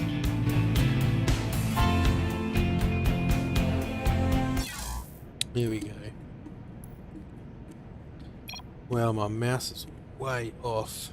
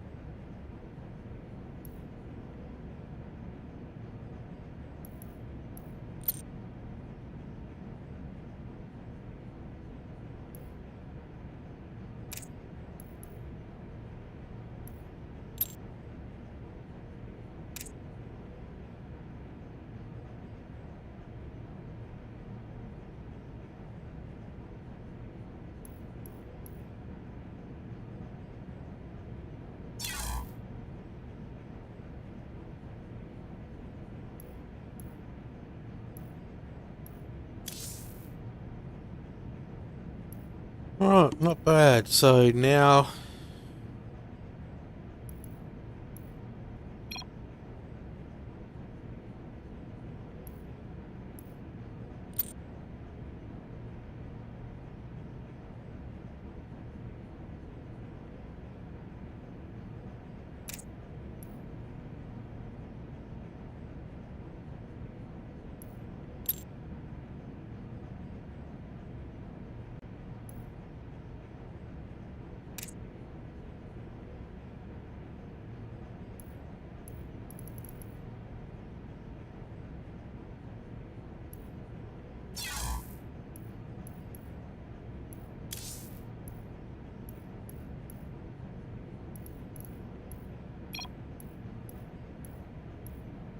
Okay.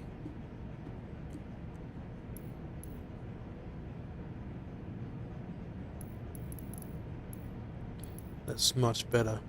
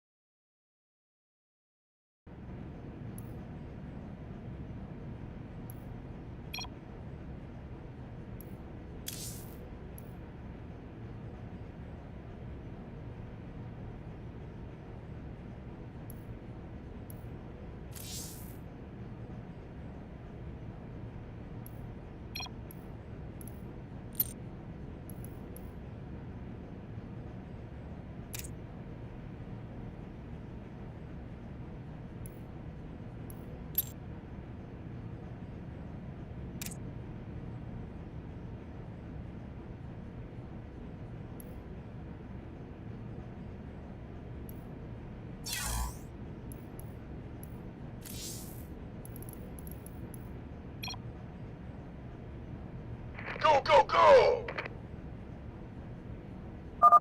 Right-click the beacon to order the Marine to move to it. Why not? Well done, recruit. Next, you will learn the attack move order. This is another way to instruct the Marine to move, but he will automatically attack any enemies along the way. Give the attack move order now. Press the attack key to enter the targeting mode, then left-click the ground to confirm your target location. Can't wait. Okay, that's pretty cool. That's it, Commander. I have noted your ability to follow basic instructions. The minimap will reveal an overview of the battlefield. It is located in the bottom left section of the screen. You may adjust your view of the battlefield anytime by moving your mouse to the edges of the screen. Try adjusting your camera so that it is centered on the highlighted area ahead. Hostile units detected. I will send you additional reinforcements. You can also left-click the minimap to change your view of the battlefield. Left-click the highlighted area on the map. Very good, Commander. Your aptitude scores have exceeded the current average. You will need to select all of your Marines before engaging the hostile units. Left-click and hold to drag a box around your units. This better be good. The Dominion prizes cooperation. You may order a group of units in the same manner you would order an individual. Issue an attack move command to your Marines by pressing... Outstanding.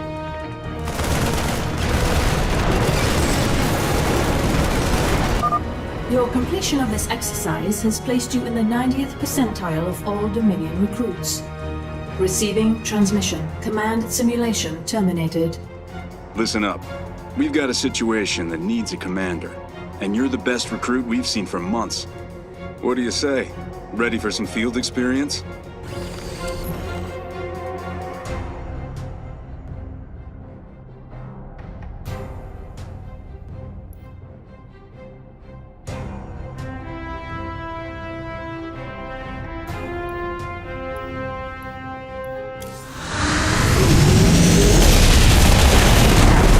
Welcome to Taurus 4. Not my favorite planet in the sector.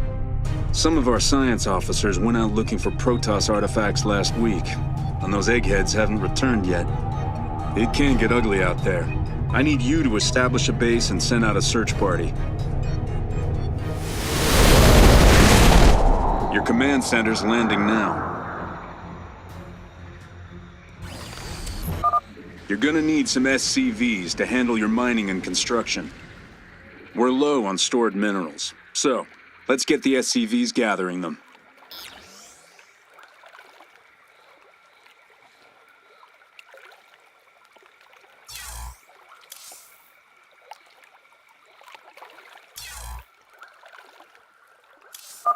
Left-click and drag your selection box over the SCVs.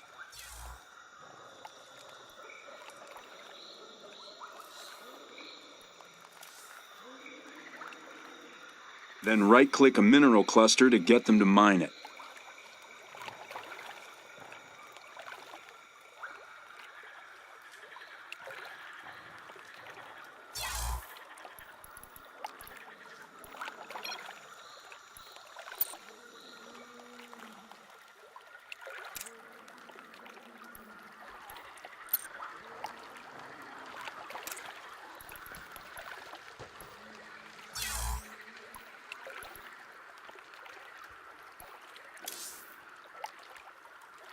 I'll do. I need to get a bigger resolution than that.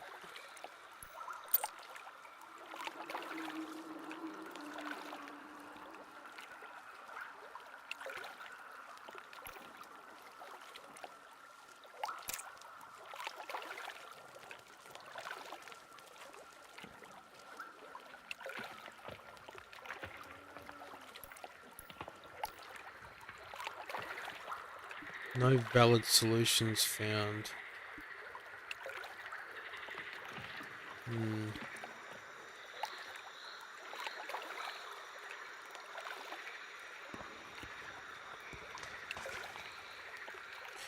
Choose a resolution that matches the aspect ratio of your monitor. Right. So that's probably maybe 1680 by 1050.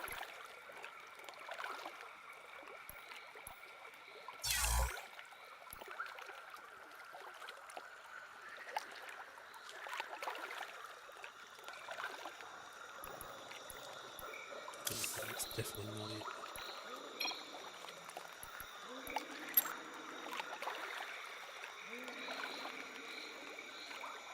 That's more like it, I think.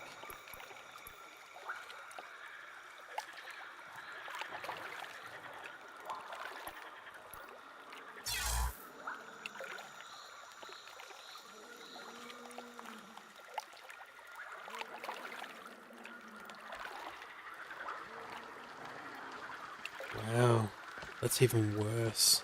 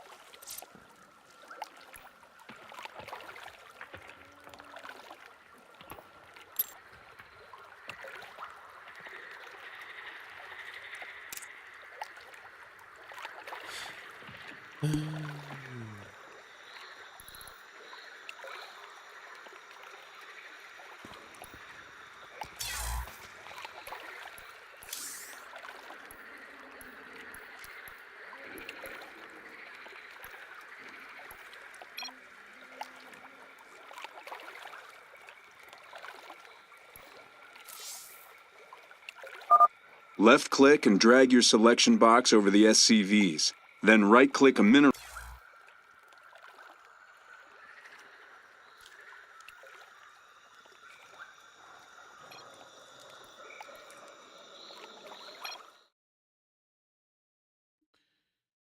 This game is terrible.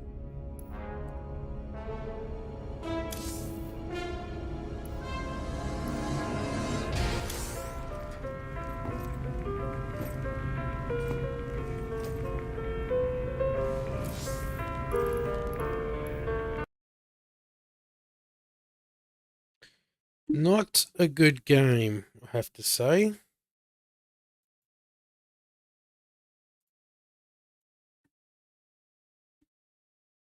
Well, it is a good game, but it's lacking. Mainly because of the whole the mouse being out of sync thing, that kind of sucks. But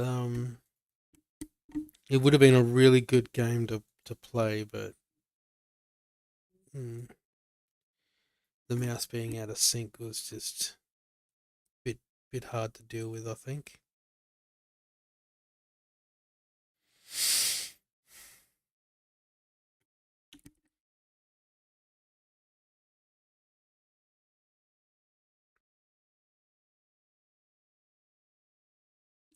So, as the title says, we're going to play some WoW.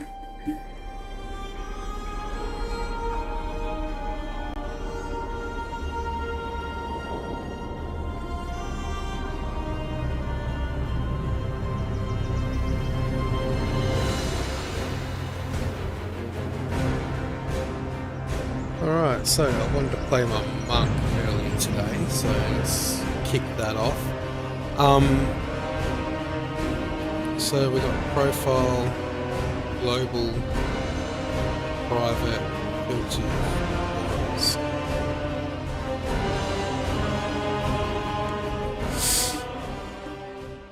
Ugh.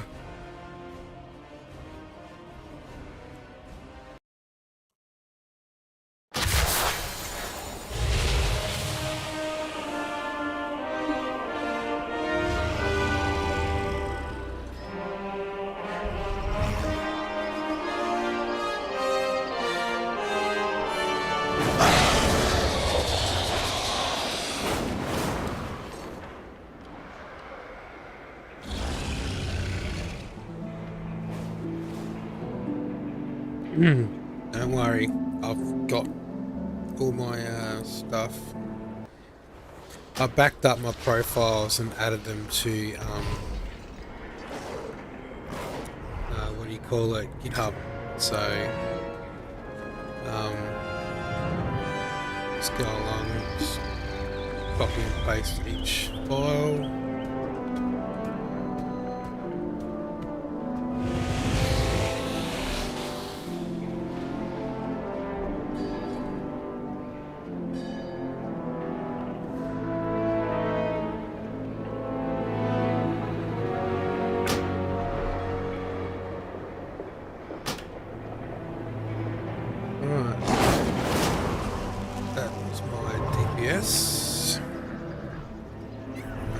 Reload that.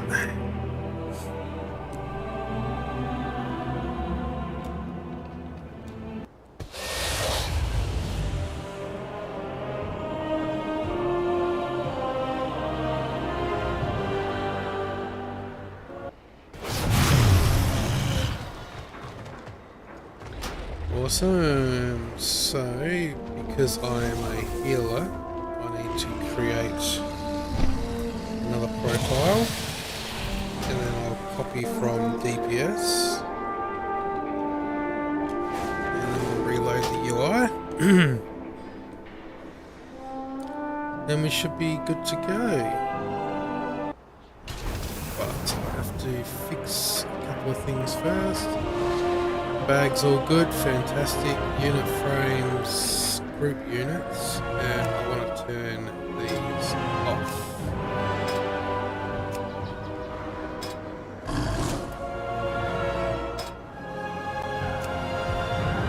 Go.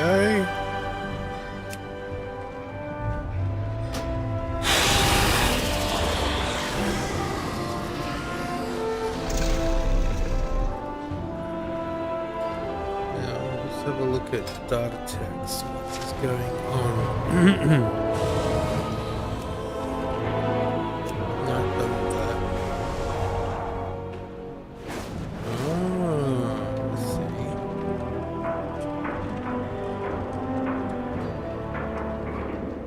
Right. Well, that's a bit of a pain, isn't it? We got them, but they didn't actually export. Does this one export?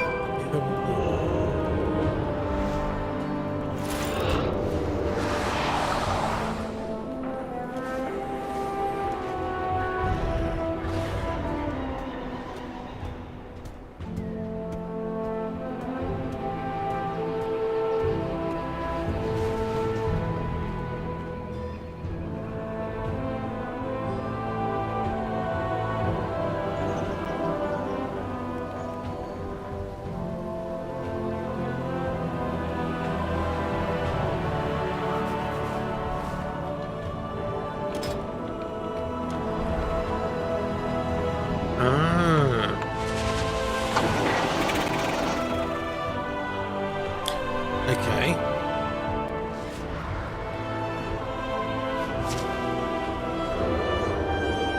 So I've got another one that I need to import. Let me just check the nameplate filters. Yep, that's good.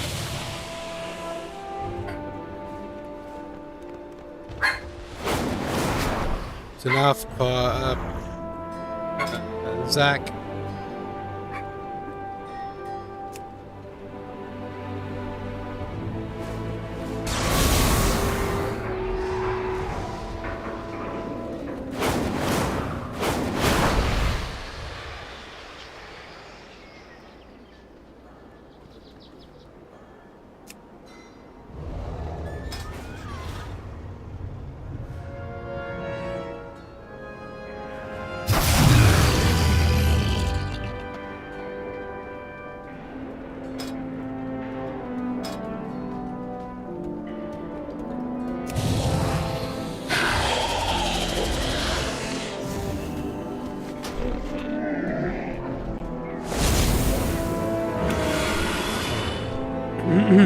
Bear with me a moment. I just need to fix a couple of things.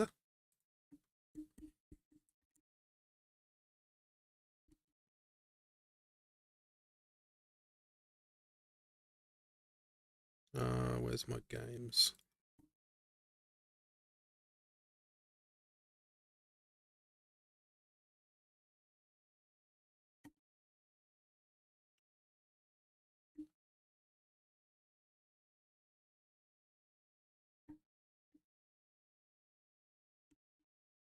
Now I want to go into my WoW 1 account.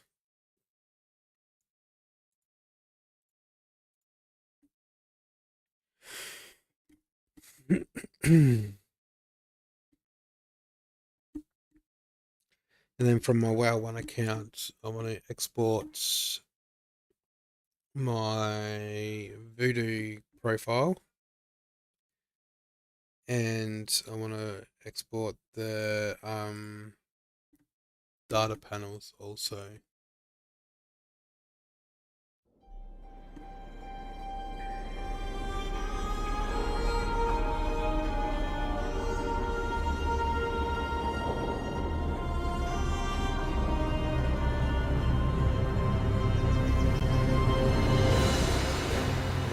Going to go to my Paladin, because that's where the bulk of what I want is.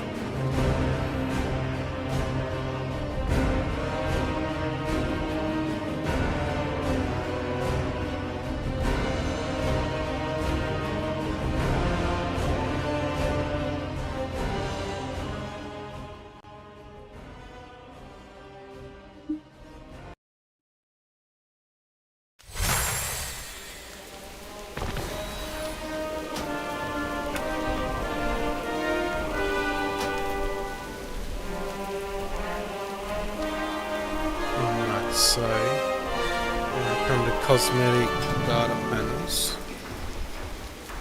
we've got all these panels. Awesome. Now, to exports. All of these panels, and it's going to go to my Move UI profile. We're going to add a file. Paste that, and that is going to be M. So it's M.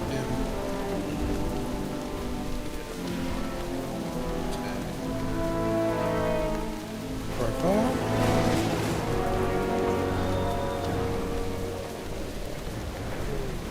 Commit.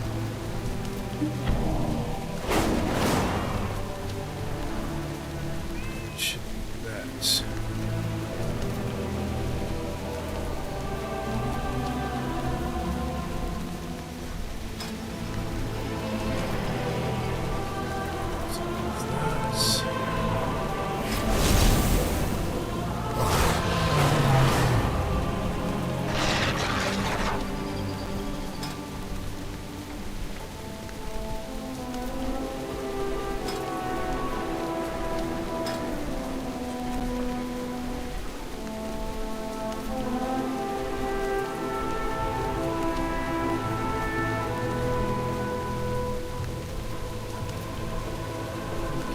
I think that's all I needed. Oh yeah, my Voodoo. So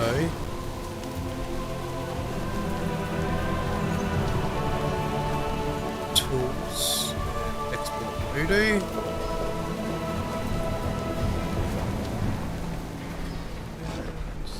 I'm going to add a file.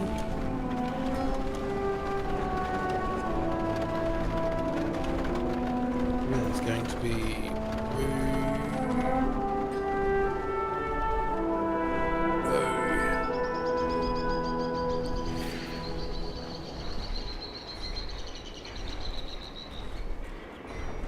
okay. So now we're going to exit again. So this should work. I wish that wouldn't close when we start the game. It's kind of annoying. Okay.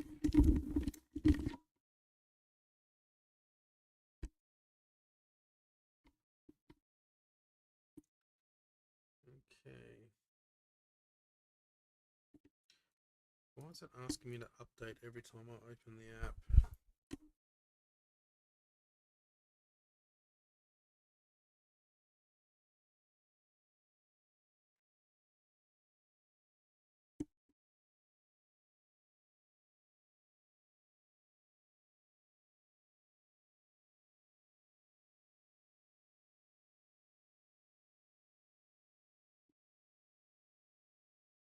It's the worst thing about headphones, they make your ears itch.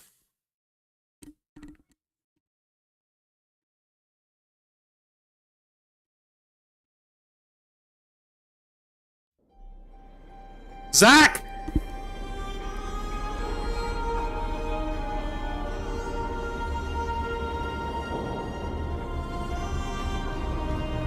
Dogs bark in the town down. I hope I didn't shout through that.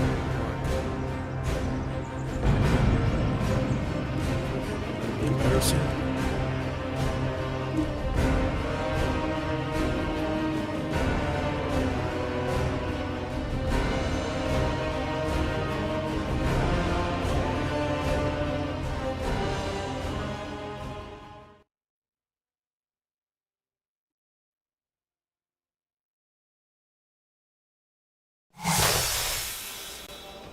Okay. So now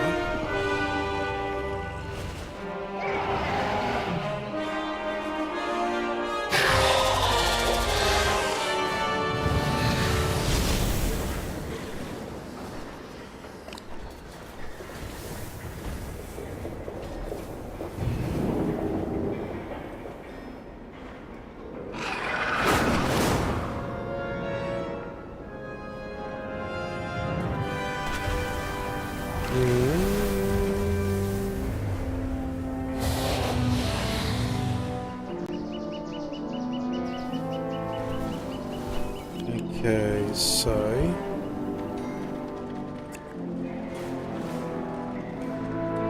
alright, so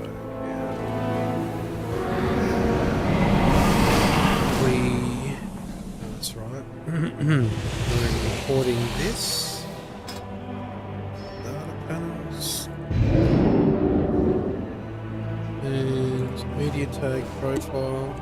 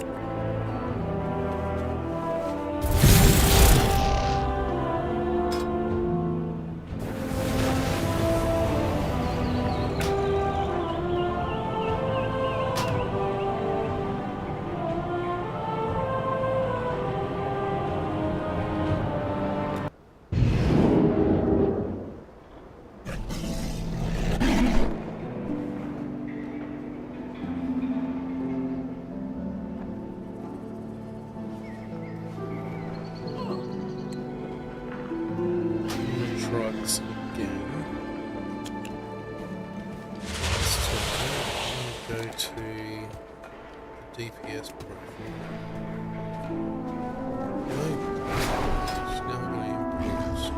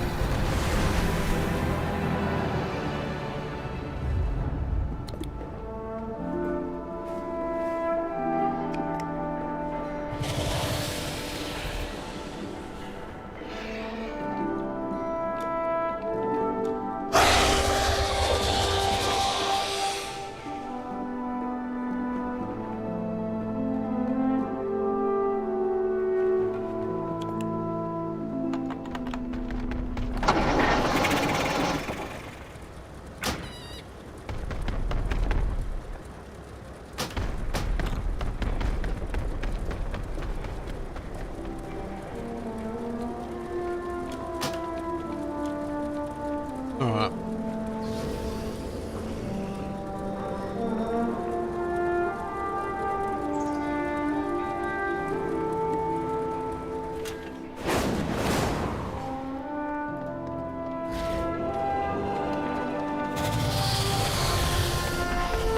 We're gonna start from scratch. So my import profile is not taking action like I thought it would, or like it's supposed to anyway. But so now I'm just going to import from where I imported from in the first place.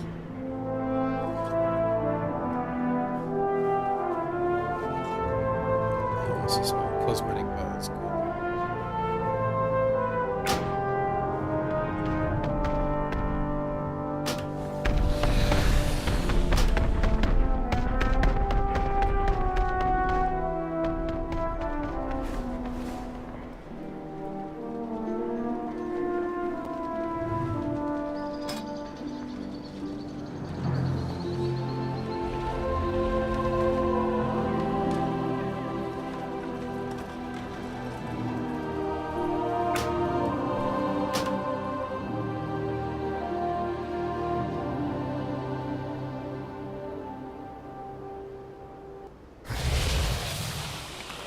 There we go. Okay.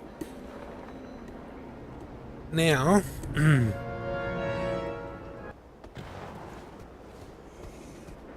I have to fix it like I did on the other one. So this bar goes up. Goes here.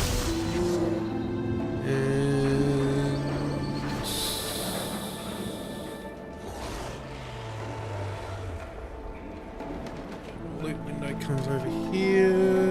Red bar comes down here. Corner bar comes down here. Out there. Battlenet frame comes below that. This bar comes just here.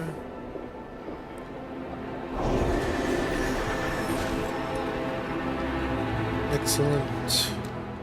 And that's all I need for that one. And then we come to add-on skins. Good. Here we want objective tracker off.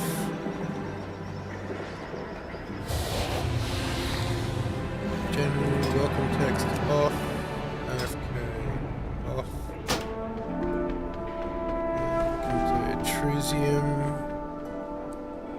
We want to enable the cursors into there. We want to enable loot text and fast loot, automatic close, automatic bind and pick up. Maps, we want a circle map. MISC, we want to hide the talking heads. Quests, we want objective. Quest frame, and we want to accept weeklies. Skins, we want to make sure that Achille, Immersion, that's it. Unit frames are unit frames. Oh yeah, I want to do the character. Quests, and that should be it for that one. I want to enable the bags, action bars, player action bars, bar 4, outside of off, and that becomes 32, no 34, there we go, 34. Unit frames, brick units. 2 is enabled, and 3 is enabled.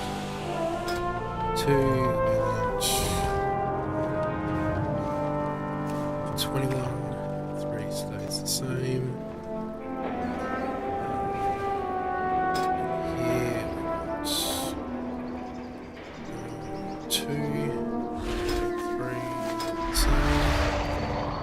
2.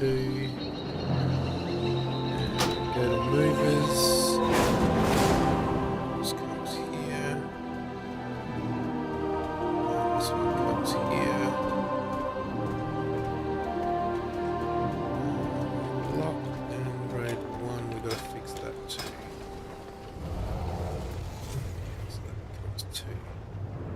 That should be good. Yep. Perfect.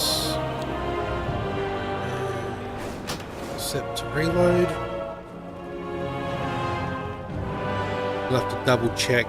I think once we reload, on the bags. Oh no, the bags are okay. Action bars are good. Unit frames are all good. Battle skins all good. Tritium. Swap protectors off. AFK's off. Fantastic. Castbar. Spells. Right. Need to hit that up as well. And that's in like the Mythic Plus stuff. So I want import spells to be fantastic. Let's check the style filters.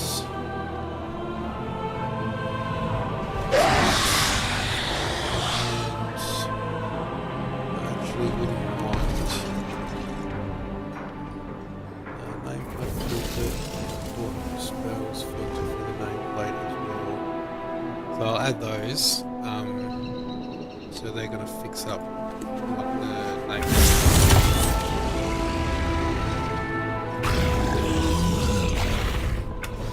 Oops. Clear.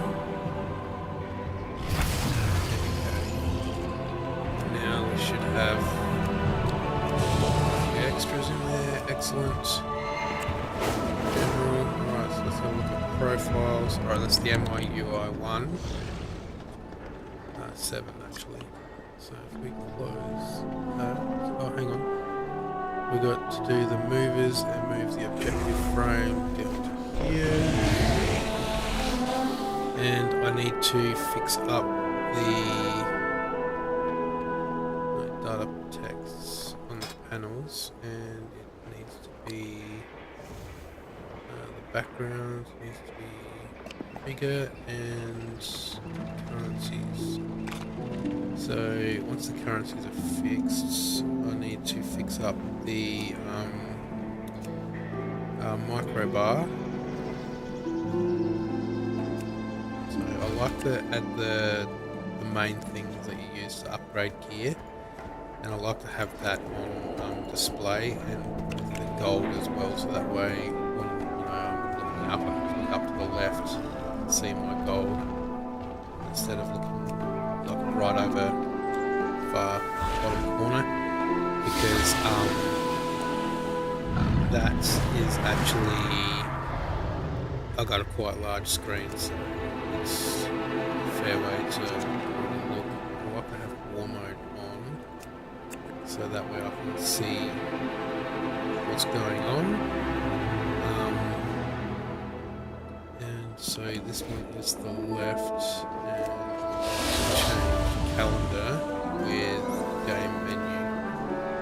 So that should be that.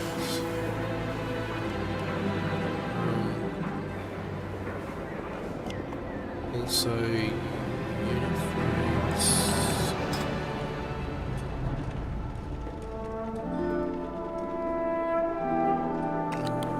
Where did I see that? That was Spark, information, layout, health. What about maps? Here. Circle minimap. I thought I saw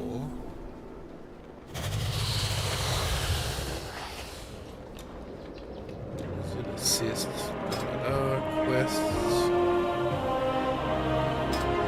data bars, no. Might have been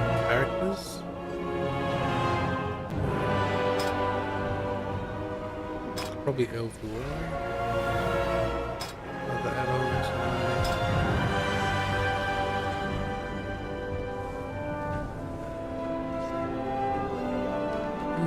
It's a bummer. So I'm trying to find out where. Probably in here, maybe. So have a look at cosmetic data panels. Panels. Oh, minimap panel here.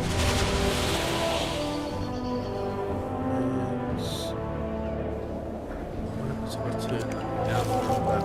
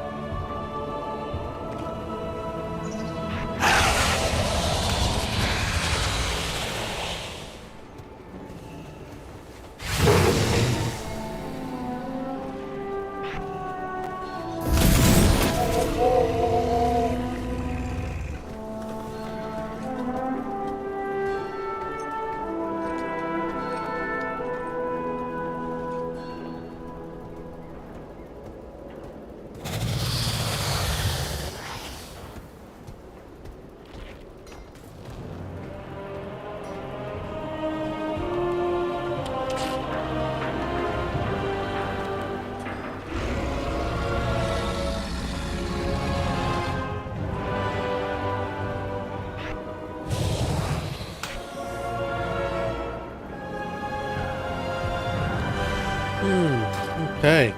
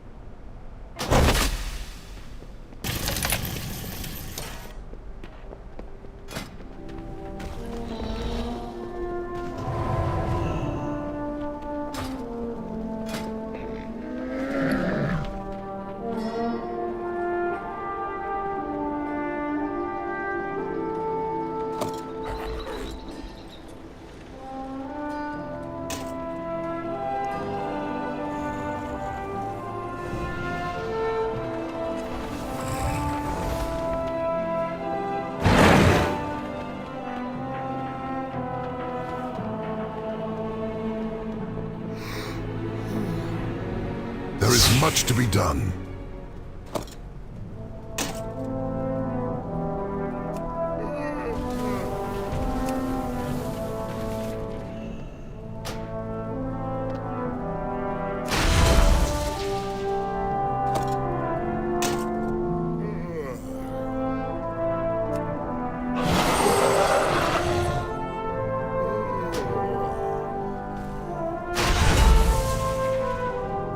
Farewell.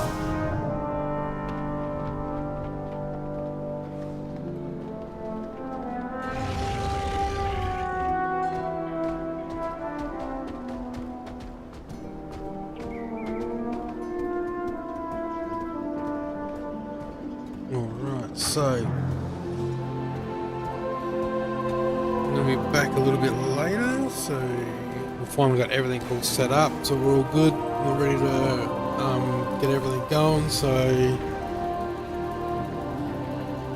pretty chuffed about that. Oh dear oh me. How long have I been streaming for? Oh, there's a link, haven't I?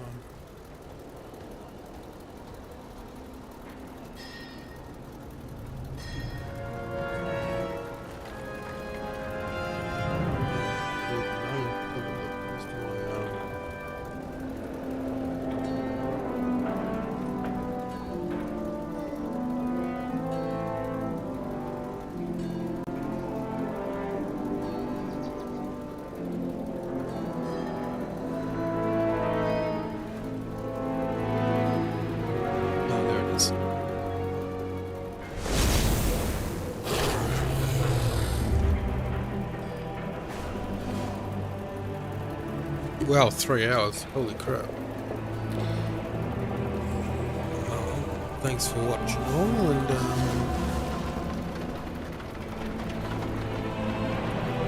yeah, we'll see you guys a little bit later.